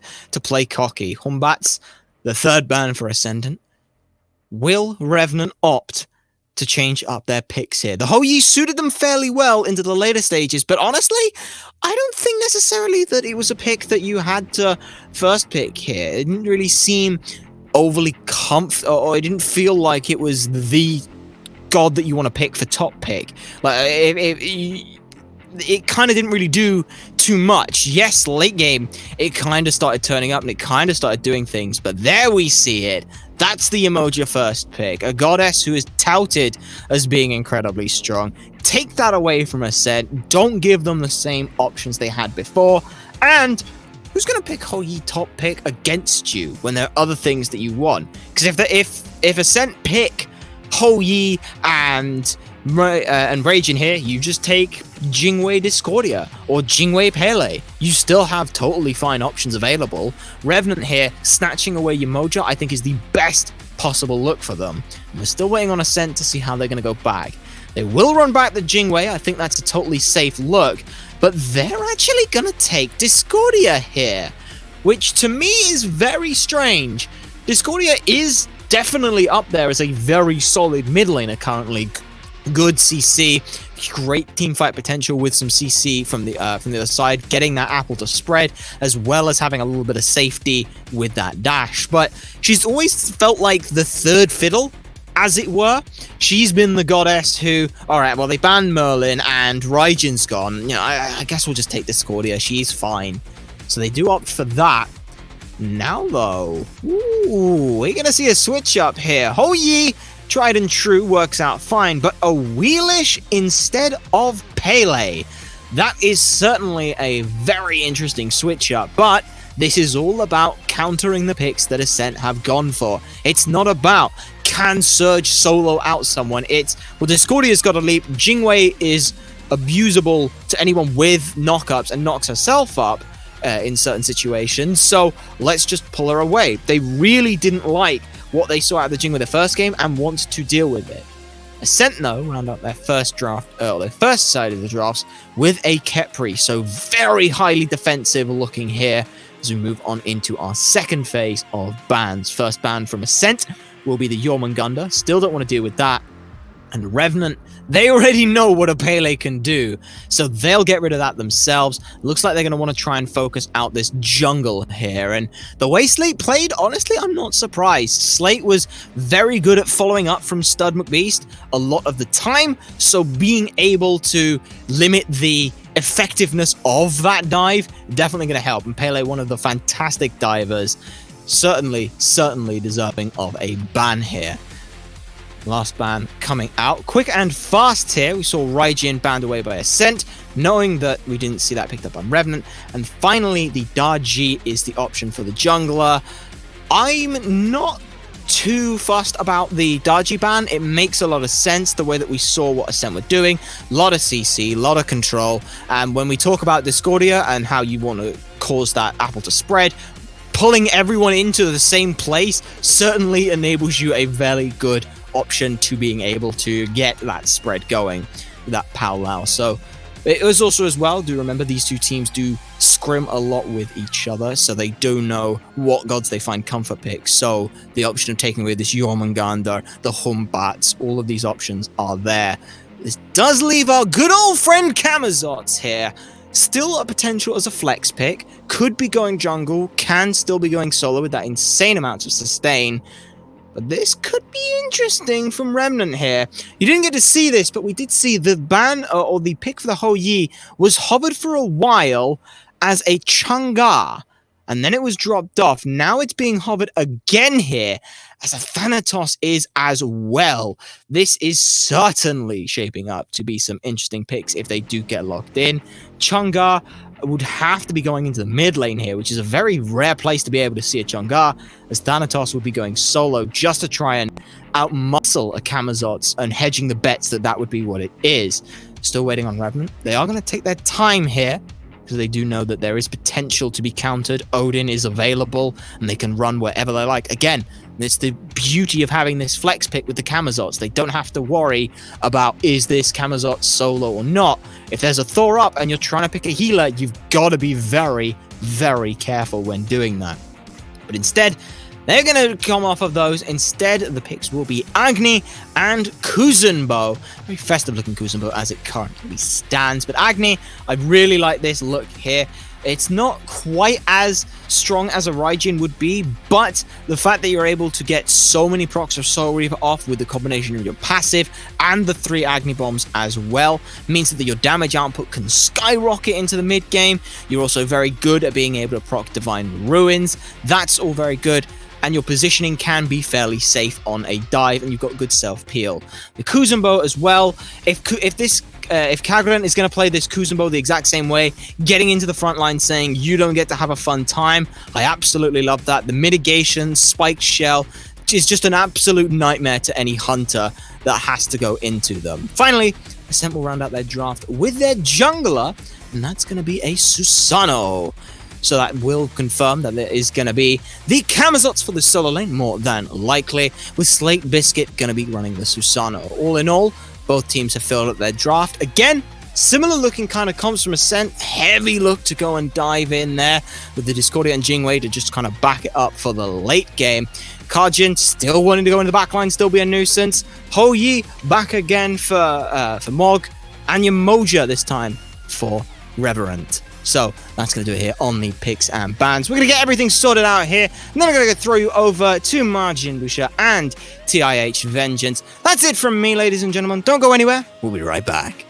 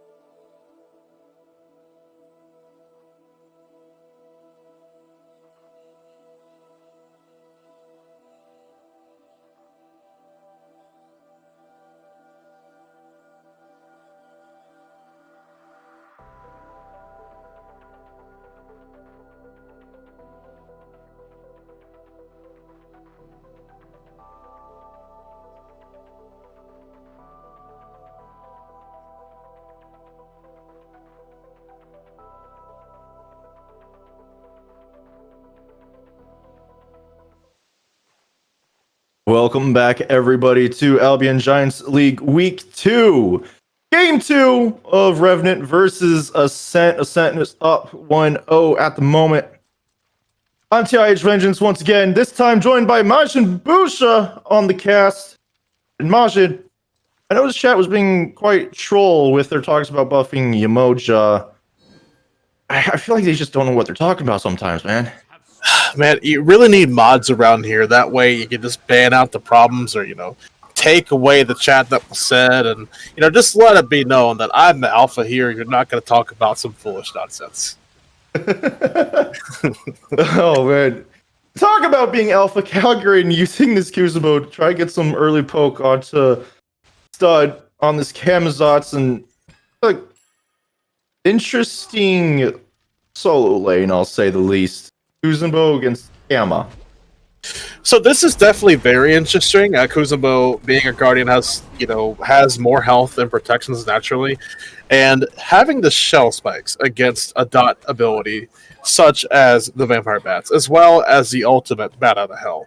That's going to be interesting to see how that transpires, and I wonder if a contagion may be on the books for Kagran pretty early. Yep. Now back in this duel lane, the Huyi versus Jingwei being run back this time. Yamoja is on with Huyi, but we have a Capri with the Jingwei. So these little poke battles keep coming up, but nothing really significant right now. They just drop, heal back up a little bit, and just get dropped again. So right now, not expecting too much out of this duel lane, especially with the Capri who was playing a little aggressive. There's the pull. But the knock up, a little too far back, no damage gained off it. Royal's taking quite a bit of poke as the result, but Revenant decided to back up. But I still think it's a win right now for Royal and Rummies. They have the healthier bars overall, which means the other team's going to have to use their potions, but what pluck, and is it a kill? Oh, Magnar decides to get aggressive, so Rummies goes straight for Bearmore, gets the kill, but Surge here on the gank, allowing Magnar to get the kill onto Royal. Now Rummy's having to play a little safer, sticking around the wave. Magnar, however, is very low as well. Just over mid, both these mid laners are about half health, doing what they can to heal up. It looks like they're just doing the same as dual lane, trading out as much poke as they can. It seems to be that way, and if that's going to happen to Dua constantly, advantage Jing Wei, because she has the passive to get her to that tier 2 tower, and Kogi does not have anything to do with that at all. He has a leap, sure, but it's not going to cover that ground. But these teams fought so much last game, all 54 minutes, 33 seconds of it, and I don't expect it to be any different this game either. No, and Kagran in that solo lane getting a good push onto Stud, but not able to get him under the tower as he would have liked. So still stuck, sitting a little further back. Stud having to deal with the annoying little Kappa that gets thrown at him. 3 archers left to clear. That was going to be done with pretty instantly. So this blue buff, the surge here is going to go down very quickly. Kagran getting his little XP. Stud's going to go get his, but back over in duo lane though. We see that this pressure, Royal and Rummies are still trying to get this pressure back up, similar to what they had in the last game. But this is a Yemoja with a Hu Yi, so it's going to be a little bit harder to do so. Royal wants the W key, stunned out. Does actually get Magnar. He's going to take some poke from Rummies. Nothing too serious. Yeah, Mog was very patient there. Understood that he really probably didn't have much probability of dying. He did have his purification. He didn't waste it there. It's a Khepri. It's a Jingwei. I get it. It's a hunter, and you got Crotch Hunter too. But wait a minute, Apple of Discordia, Schrodinger taking down Lunatics. Yep, Schro finishing Lunatic off with the apple. Looks like Slate Biscuit came in out of nowhere, got a lot of poke off on him, maybe a little too far up in mid. And as Agni, he can't really afford to get caught out, especially if your dash is down, which is very possible for helping clearing that wave. And now, speaking of getting caught out, Magnar having to leap away, but Barrymore unable to do anything, gets knocked up, takes a lot of poke after being pulled. Drum is level 5, but doesn't want to use it for a kill, wants to use that for escape, so Barrymore just going to do a good job in this. All right, Barrymore, we're not going to talk about that. But Barrymore doing a good job of surviving, getting to back here, so Magnar alone in the lane. Get a little bit of extra XP after we watch Barrymore miss a very easy heal. So yeah, Ajin, looking at these starting builds, what are you really seeing here? Well, it looks like Agni is favoring the Shoes of the Match. I recently buffed, by recently buffed, I mean like 2 patches ago, of course, because, SMITE game. But those give you 8% life steal, 75 magical power, 100 mana, so it's really good cost efficiency for what you're getting, and it allows you to not have to build Bancross Helm if you don't want to. It allows you to build things like Typhon's Fang and maybe another lifesteal item like Soul Gem later on as well. And on the other side, we see more of a MP5 cooldown based start. Shoes of Focus, of course, 55 power, 250 mana, 10% cooldown, and with the Mage's Blessing and possibly a Chronos Pendant, you could have 40% cooldown plus a Chronos Pendant passive by 8 minutes in the game. All right, since we're looking at builds and we were over looking at solo for a little bit, I noticed that our friend Stud has decided to rush Atakeus or Caduceus, however you want to say that, shield. What do you think about this for a first item? So this is super cool, actually. 100 health, you get 35 protections of each. So he has protections against the magical soul laner, 35 physical protections against the physical jungler. Not to mention increasing his healing, and as well as ally guys if he had any that had self heals, or if they had a healer on the team. So this is a pretty cool pickup early, especially it has power on it as well, I'm pretty sure. Going for pick. Speaking of picks up early, Royal wants to get Magnar down. Pull into the knockup, but looks like Royal with the auto actually secures the kill on a Magnar. Poor Rubbies won't get that little bit of an XP advantage off of it.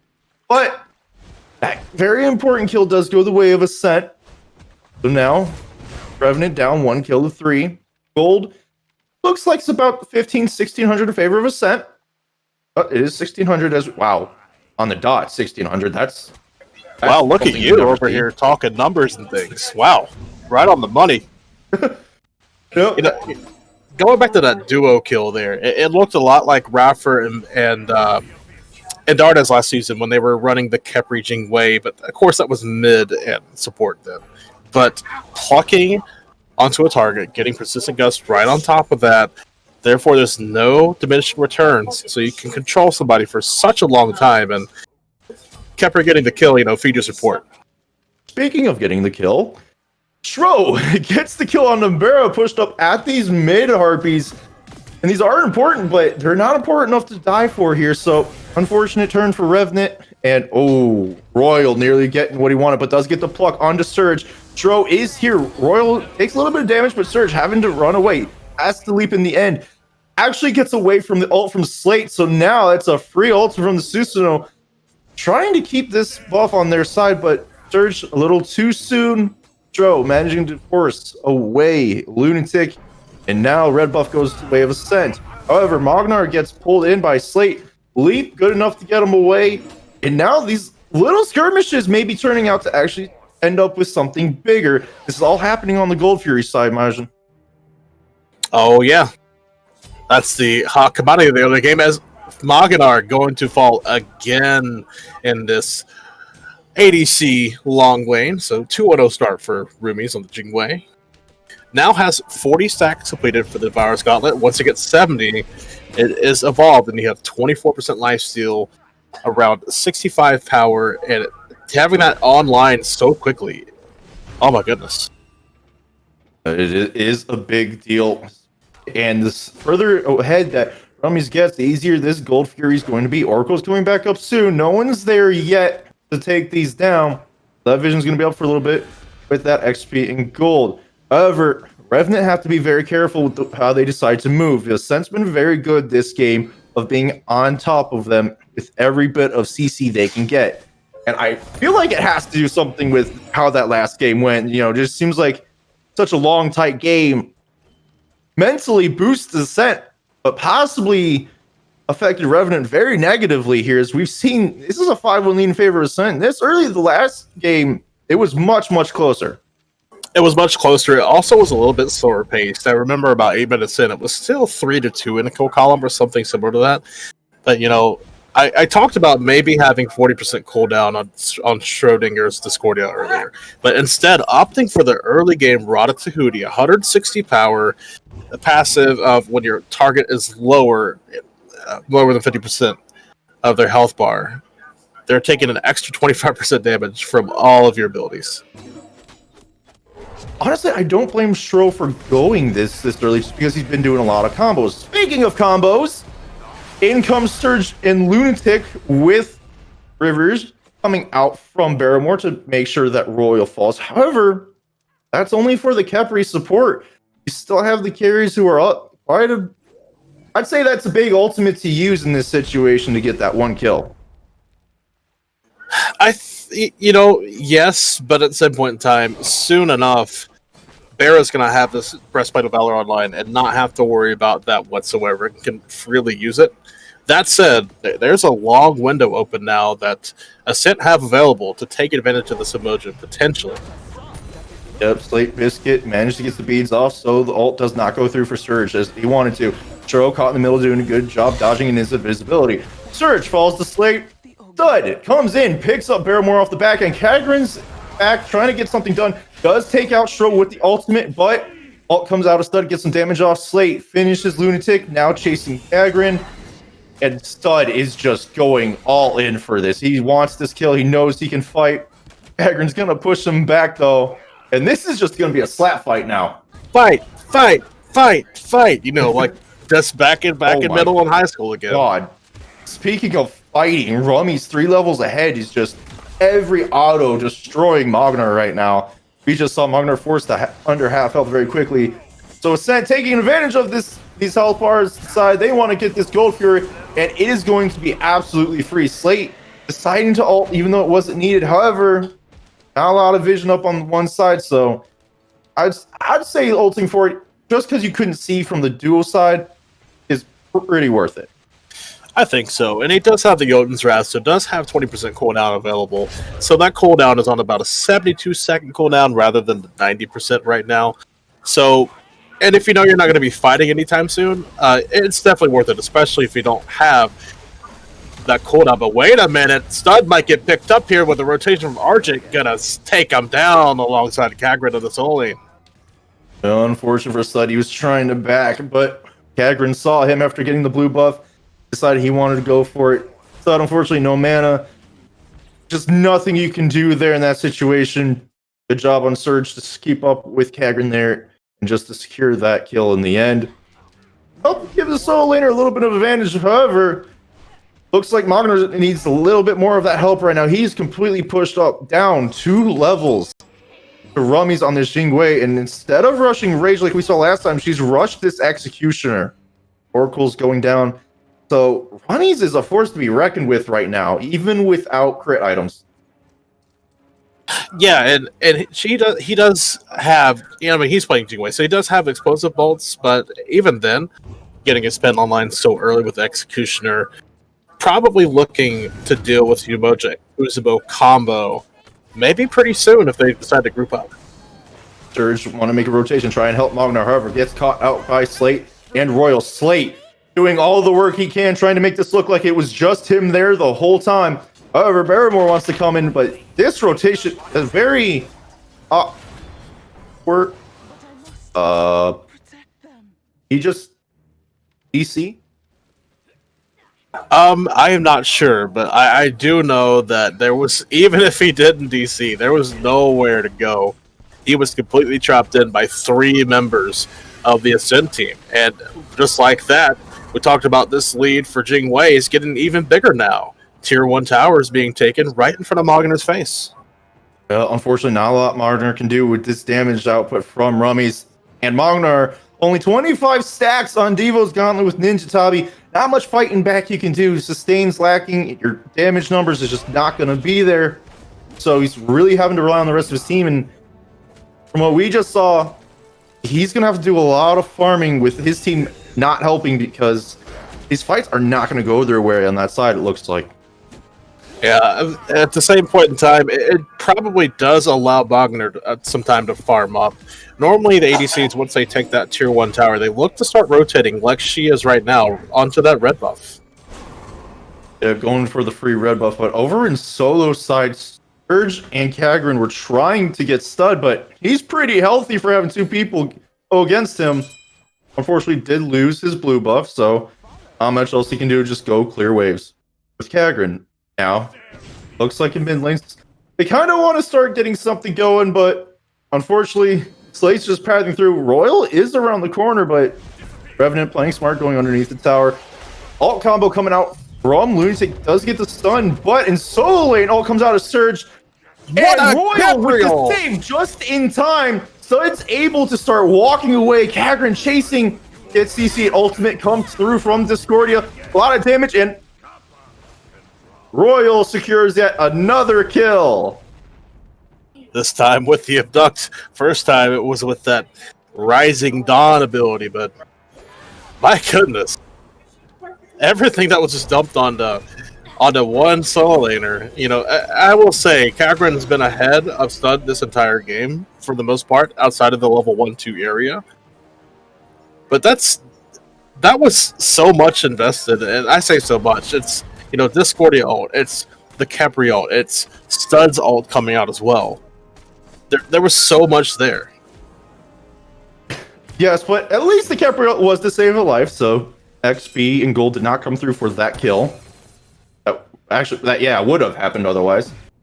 But now we see Revenant down 4 to 11 kills. Towers are even, but gold 5,200 gold ahead roughly right now for Ascent.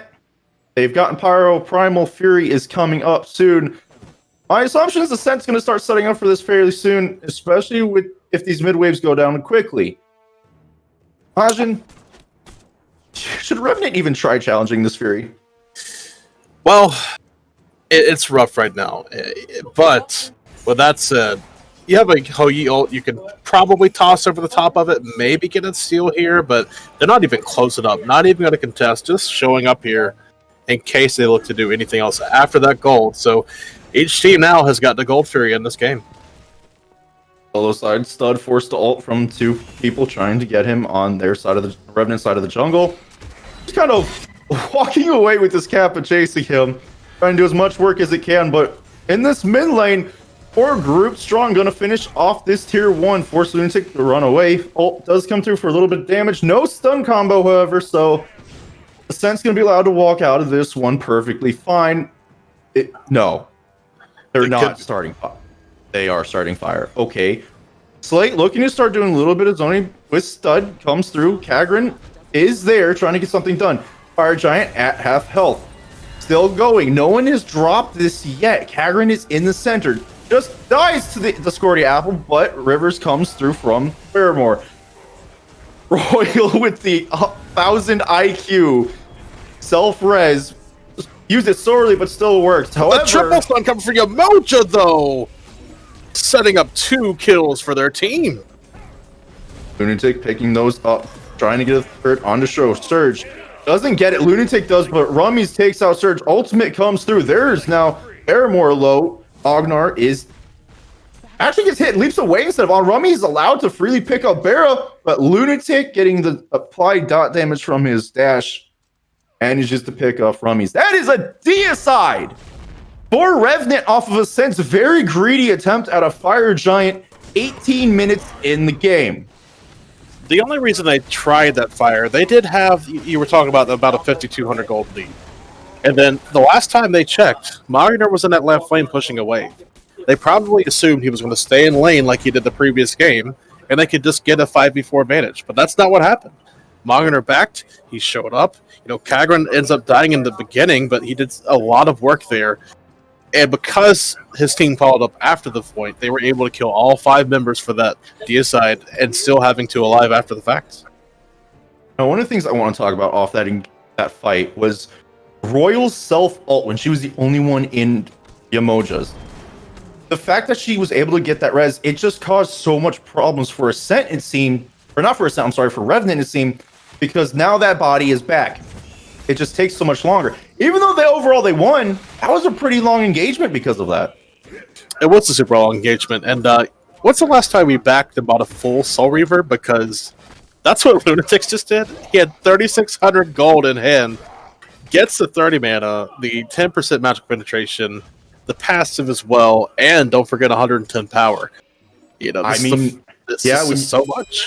When you go from 1-2-1 to 5-2-1 off of a single fight, you're going to get a lot of gold. Still fighting though, Stud going in on Lunatic and Barrymore. Lunatic tried ult, but his ult allows him to get out of that fairly easily. Follow up, not quite there, but Kagran comes in off the back end trying to cause a problem. So, sort of seems to, but Surge pulls Shro away. Shro falling, and now Ascent have to be careful how they push this. They're still being the aggressors here, even though their mid laner is gone.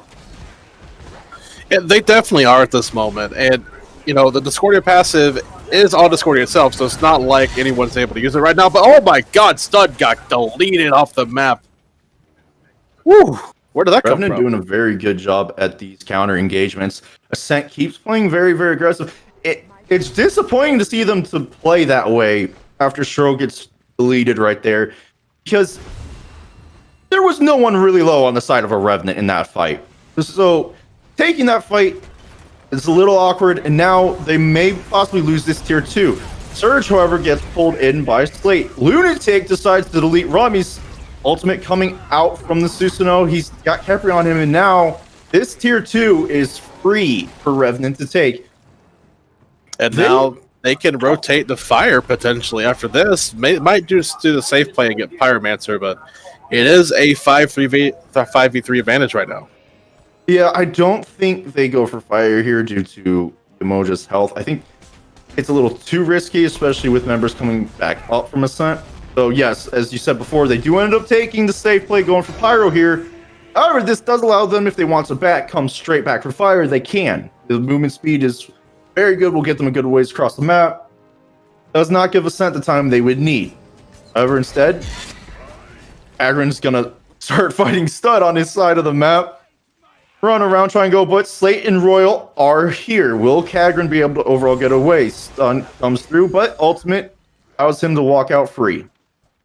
And I hope chat was paying attention to those graphs again. If you can go back one more time, Waffles, look at what that last fight did for Revenant. experience. They went from we're down to, you know what, we're up 5k experience now. That was a huge turnaround for them, that Fire Giant, and then once again, finding more picks after the fact. Now gold evened out and now put in favor of Revenant off that gold for Kagrin. A lot of these 1v2s keep finding himself very low. Will he be punished this time? The answer is yes. Rummy's making sure he cannot come back later on. But now, with that falling, Revenant is starting to group up towards the lower end of Fire Giant as Ascent have grouped completely around it. Shro, however, needs to be a little careful. He's up there, but looks like he has Stud there as well. Stud trying to play zone or get off as much damage as possible. Either way, okay, that was beautiful coming out of Surge to pick Slate off.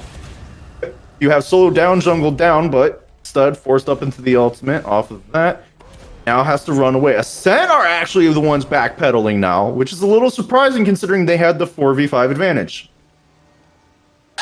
They do have 4 members up there right now, but Stud can't guarantee safety without Bat Out of Hell. The one member that's dead is Slate Biscuit on the Susano. Still 20 seconds on him to be there, and he's been a big part of this game. 4 kills for him before that second death, and Rummy's also having 5 of the other kills. Between those two, 70% of the kills are on those 2 characters for that team. Lunatic doing a lot of damage to Stud at that blue buff. Got a few of them in that stun, but Stud taking the worst end of it with that Soul Reaver. And now Ascent, they're still playing solo side like they want to go for Fire Giant, and taking advantage of that is Surge pushing up this mid wave to get closer to a Phoenix push. In dual lane, we see Kagrin. Looks like he wants to get this tier 1 closer to being finished, but hitting there stalls out a little longer. So tier 1 probably not going to fall here. And this Fire Giant dance looks like both teams kind of looking to continue at some point here. I'm not sure that's what you want to do right now, though. I would think you want to ward up and push towers the best you can, especially for Revenant with the advantages they've had recently. Maybe so, but also just knowing the nature of these 2 teams, they want to brawl. And maybe that's the correct thing to do is this group and then go for towers, but I don't know that this is the MO for these 2 teams. So while I agree with you, I don't know if that's going to happen. Yeah, it's a lot still here coming back to Fire Giant. Kagrin going in the middle, puts up a ward, immediately falls to the sentry placed by Ascent. Revenant actually really need to get some wards down on this fire. They've got some high and low, but nothing definitively on top of it or around it. So a little vision there, but not quite enough. However, Kagrin's still taking poke. Ognar's pushing up by himself. Good thing Ascent didn't recognize that. That could have been very punishing for him. Could have been, but there are 4 sentries versus 3 on the map for Ascent, but getting pulled in is Argent, Rising Dawn into a duct. But Kefri's getting stunned out, though.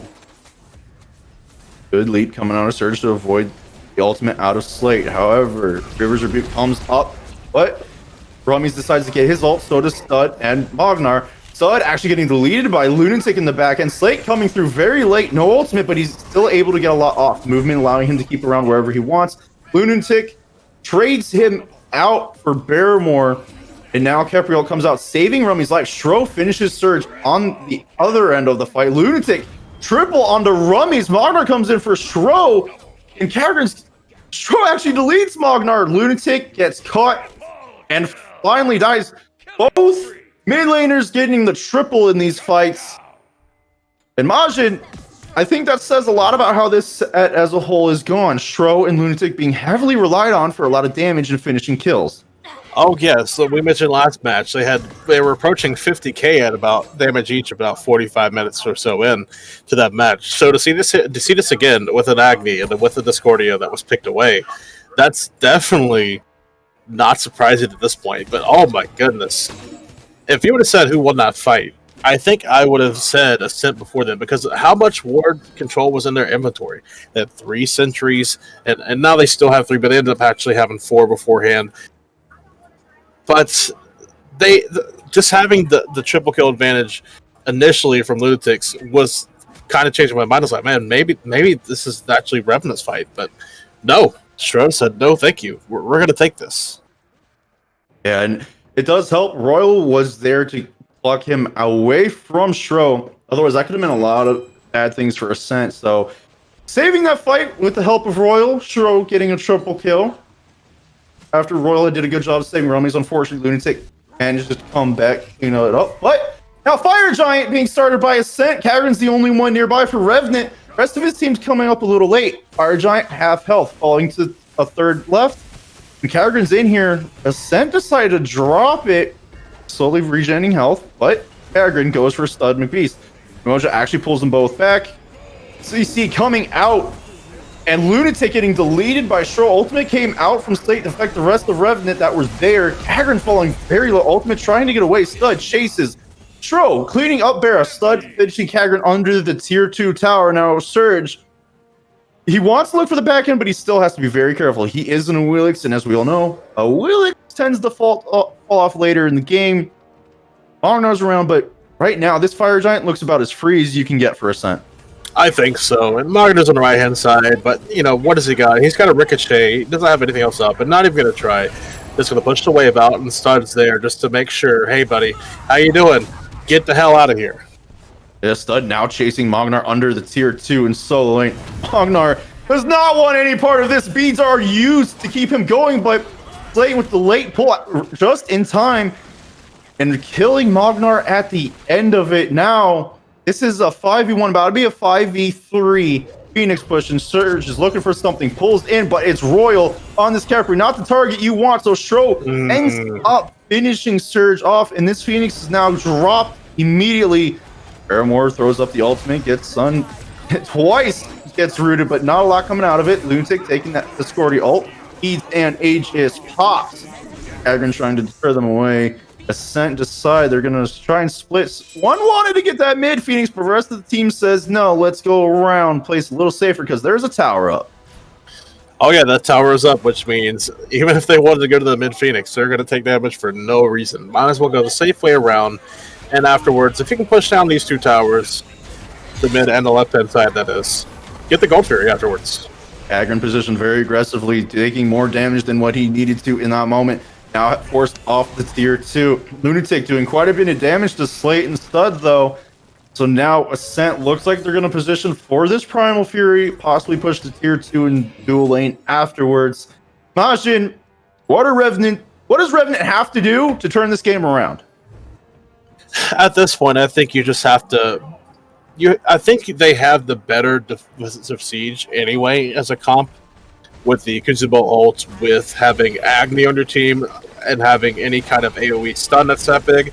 Also having Reverse Rebuke out of Barrymore. The ultimate coming out of Mogner, the Sunbreaker. Oh my gosh, there's so much defense there. I think you just need to use what your comp has to this point in these defenses, because that's the only way you're going to turn this around, in my opinion. Well, tier 2 tower and Primal Fury both go down. We are looking 30 minutes in. AG Ascent is up 10k gold, 24 to 16 kills, 3 towers to 0. 2 Phoenixes left on the side of Revenant. And now, this push is, in my mind, going to be a very important one. Revenant have 1 Phoenix down. Not a lot they can defend. They got to push out what they can, but Ascent have the group ability advantage right now. And Ajin, how do you think this Phoenix Siege is going to start for Ascent? Do they split it? Do they have someone try and push up the fire waves while they're in left side? What do you think the play is? Personally, I prefer the 4-1 split for duo side and put your Susano in the middle, or even if it's Campazon, somebody that's a big presence there that can easily rotate back to make that a 5v4 advantage and force someone to stay there in that middle lane for just a little more time. I like creating a window so that you have just that time to do whatever you decide to do. It gives you so many options. And with these options, Ascent chooses the 4-1 in mid. Slate going into the backline, taking a lot of damage, but does get the knock-up off. Royal saving Slate's life at the end.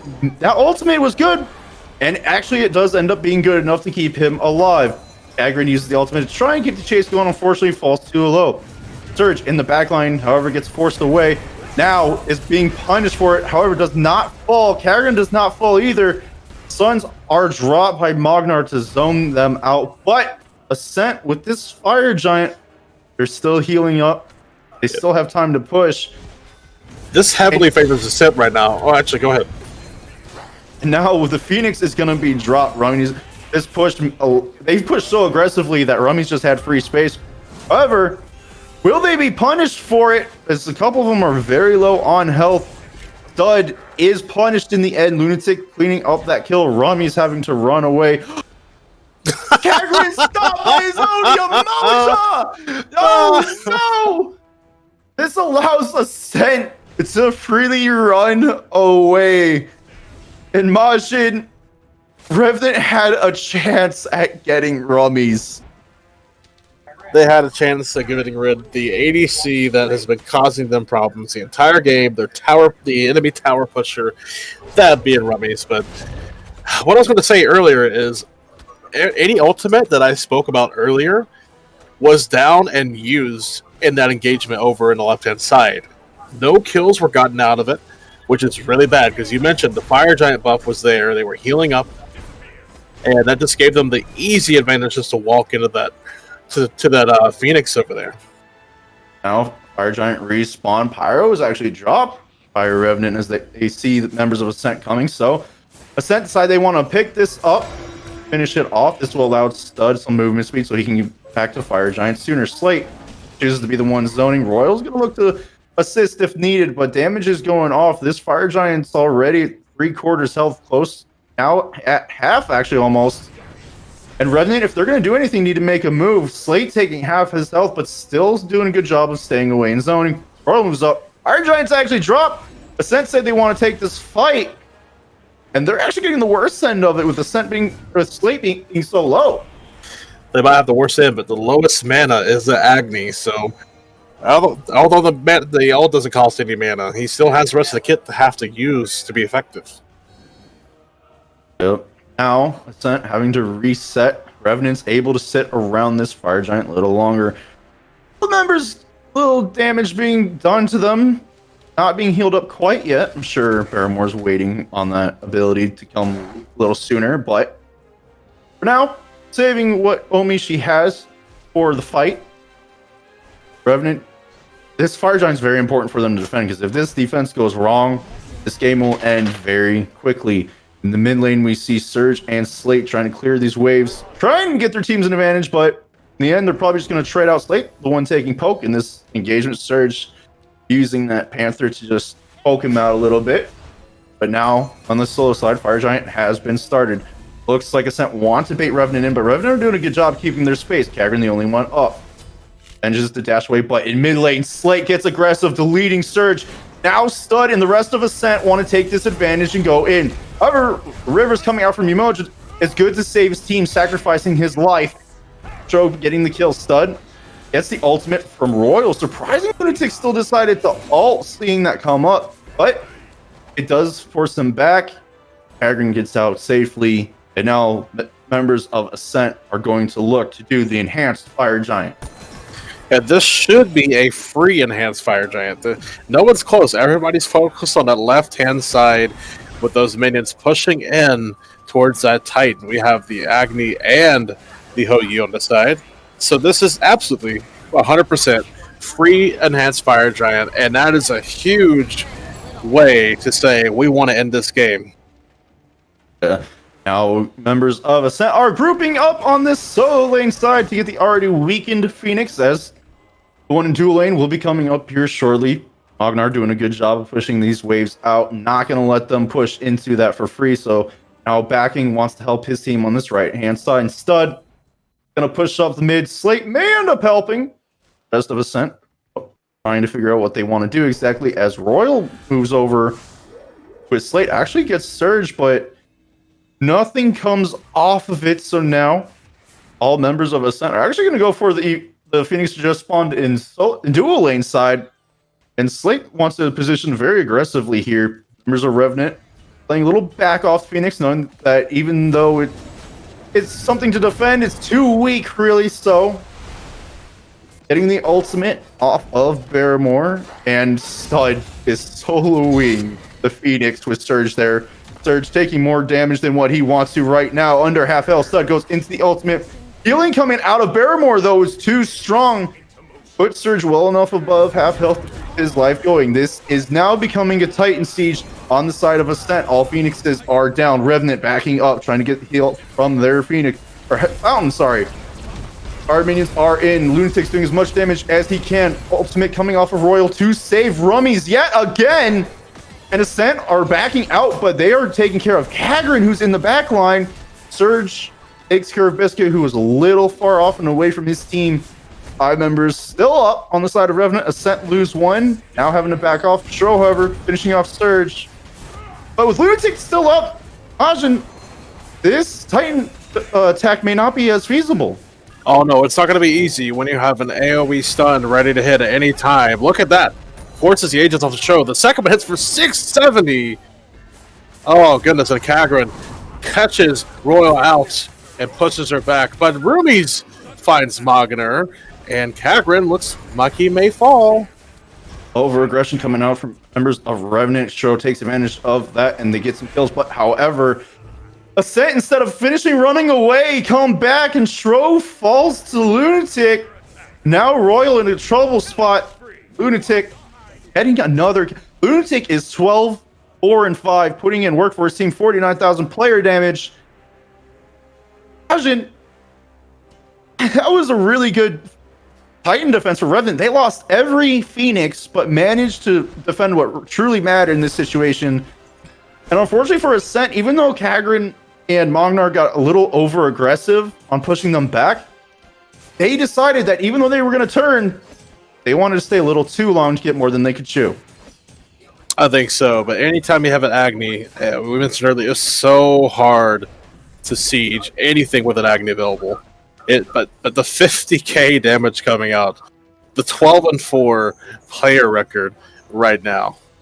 My goodness. And what else can he do? He's carrying this team on his back. Yeah, the carry is real top damage in the game. 10k ahead of the next closest, which is Stro on this Discordia. Who's also 11-4. Yeah, Stro also 11-4. So at this point, this game showed these AoE mages putting in a lot of work in these team fights and on these sieges and defenses. But right now, Ascent, even though they did lose that fight, they still have 2 more mistakes they can make before it's a loss on their end. So Oni Fury was taken down for their side, pushing with Oni fire waves in every lane. This gives Ascent quite a bit of an advantage now, as you have to worry about every single lane just for minions. Yeah, we're having to worry about every lane. That's rough. I mean, 1 or 2, you can maybe make 2. You have a safe side, but there is no safe side here. Speaking of safe sides, this engagement happens. Revenant is actually being forced to fall back, as from Ascent, Royal and Stud are really the ones who took damage. Stud now falling under half health, but Magnar took a little CC. Stro finishing off Lunatic, and the stuns do come down on this mid side. But this is dispersing Ascent for a brief moment. Stud finally falls to Surge, who leaps on the back end. Slate goes straight for Surge, taking him down. Ultimate was used to keep him there. Magnar having to leap away to the fountain. Ascent take down that Titan so fast, I didn't even realize how low it was already. Yeah, just when you have a character that goes pew pew and it's just all over that thing, oh my goodness, it just gets shredded. Now off of that, AG Ascent will take the 2-0 victory over Revenant. What a game, 40 minutes long. And even though it seemed like there was such an advantage to Ascent on one side, Revenant did a very good job on their defenses. Unfortunately, at the end of the day, there's just a little too much to worry about. And the picks came through a little faster for Ascent on this side. Man, Stro and the Lunatic really put in work that game. 52,000 player damage from Lunatic, 45 out of Stro. I mean, what more could you ask for from your mid laners? You can't really. I mean, looking at the player records as well, 12, 5, and 6 for Lunatics, 12, 4, and 10 for Shro. So having a lot of assists and kills for both. They did have to. They just both had the team on their back the entire game with how they played the set. We mentioned earlier that the 2 triple kills in that one fight that was insane to watch, and then just seeing characters get deleted off the map out of just a couple of abilities. It's amazing to watch. And with that, ladies and gentlemen, this has been week 2 of the Albion Giants League. This was a 2-0 for Ascent, but it was hard earned. It was not that easy to get it, as we've seen in some sets.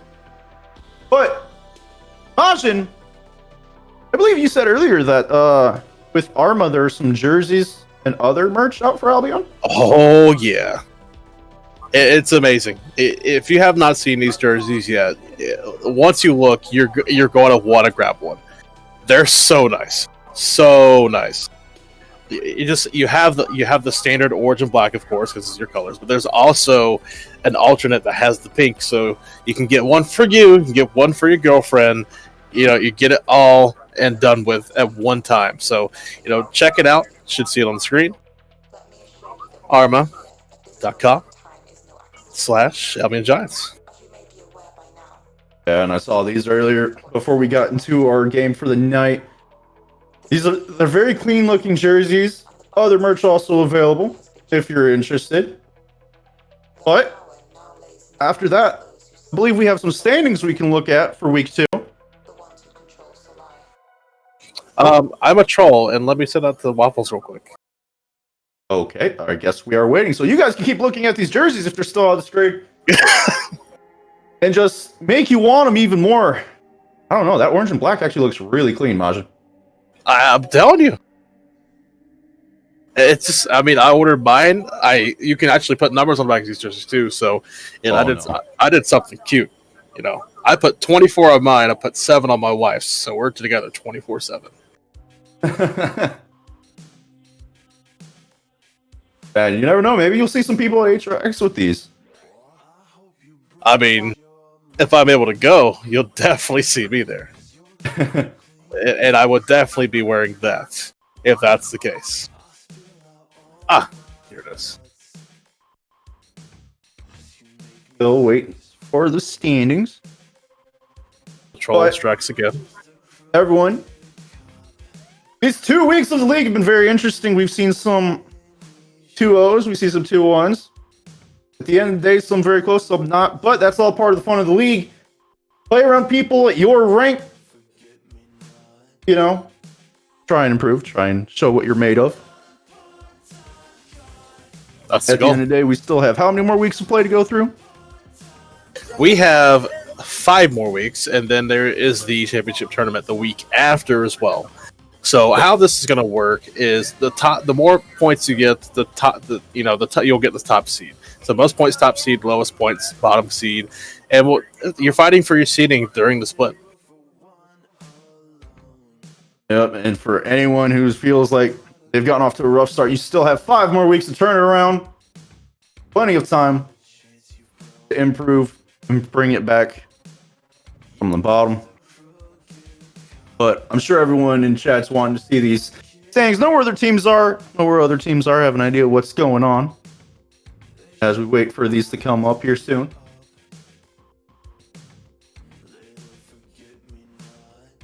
There you go.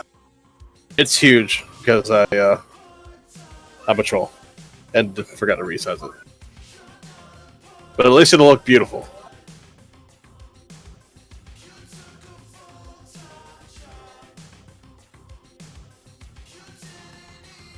This is just where we need the Jeopardy theme playing. Do, do, do, do.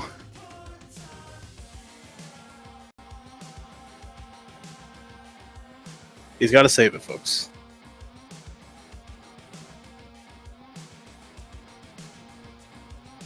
This is, ladies and gentlemen, this is why it is important to do things ahead of time and to have them remembered.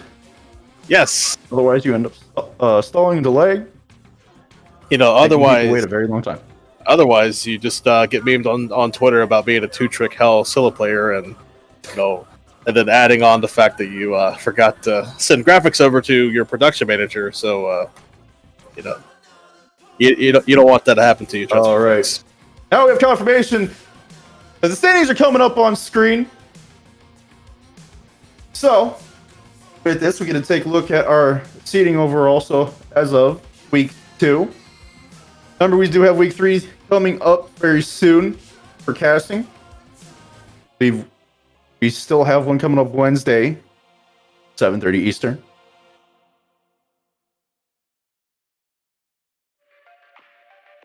Whoa!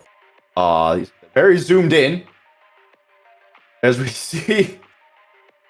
All right, there we go. Albion Giants League, the Albion division. We have AG Legion sitting on 6 points. Mobile Wards also tied for first. We have a 3-way tie for 3rd through 5th between 3rd camp. We bring the Limes and X. Console Kids, Ravens, Split Push bringing up the bottom. Giants division, SMITE Esports, a solid first place with a 1-point lead over Ascent. We have a solid second. Revenant, Dab, and the Johnston Carroll Eagles. Oh, wow. And whatever is fine. We have a 4-way tie for 3rd. Limelight, W Keys bringing up to the bottom. Champions division, we have AOE and Iwahaha or Iwajaja, depending on what that is. I don't know. It's not easy to pronounce, chat, so be quiet. For first, Girls in the Mist holding on to 3rd. Members Esports and Epileptica tied there for 4th, and bringing up the bottom we have Monkey Squad, Nutty Monsters, and Spectral Gaming. Number 2-0 is 3 points, 2-1 is 2 points, 1-2 is 1, and a 0-2 is 0. These are how you get scored every week based off of your sets. That's why some of these teams you see have 6-4, 5-3, 1-2, all sorts of variations here. So, with that, Majan, you have anything else you want to say?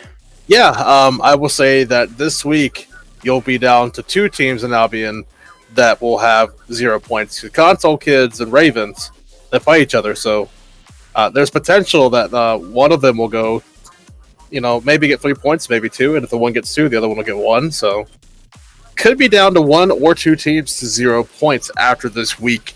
And thank you guys so much for coming by today. And as always, just so excited to help run this league and have our music provided by Fixed and having Arma with our awesome jerseys and merch.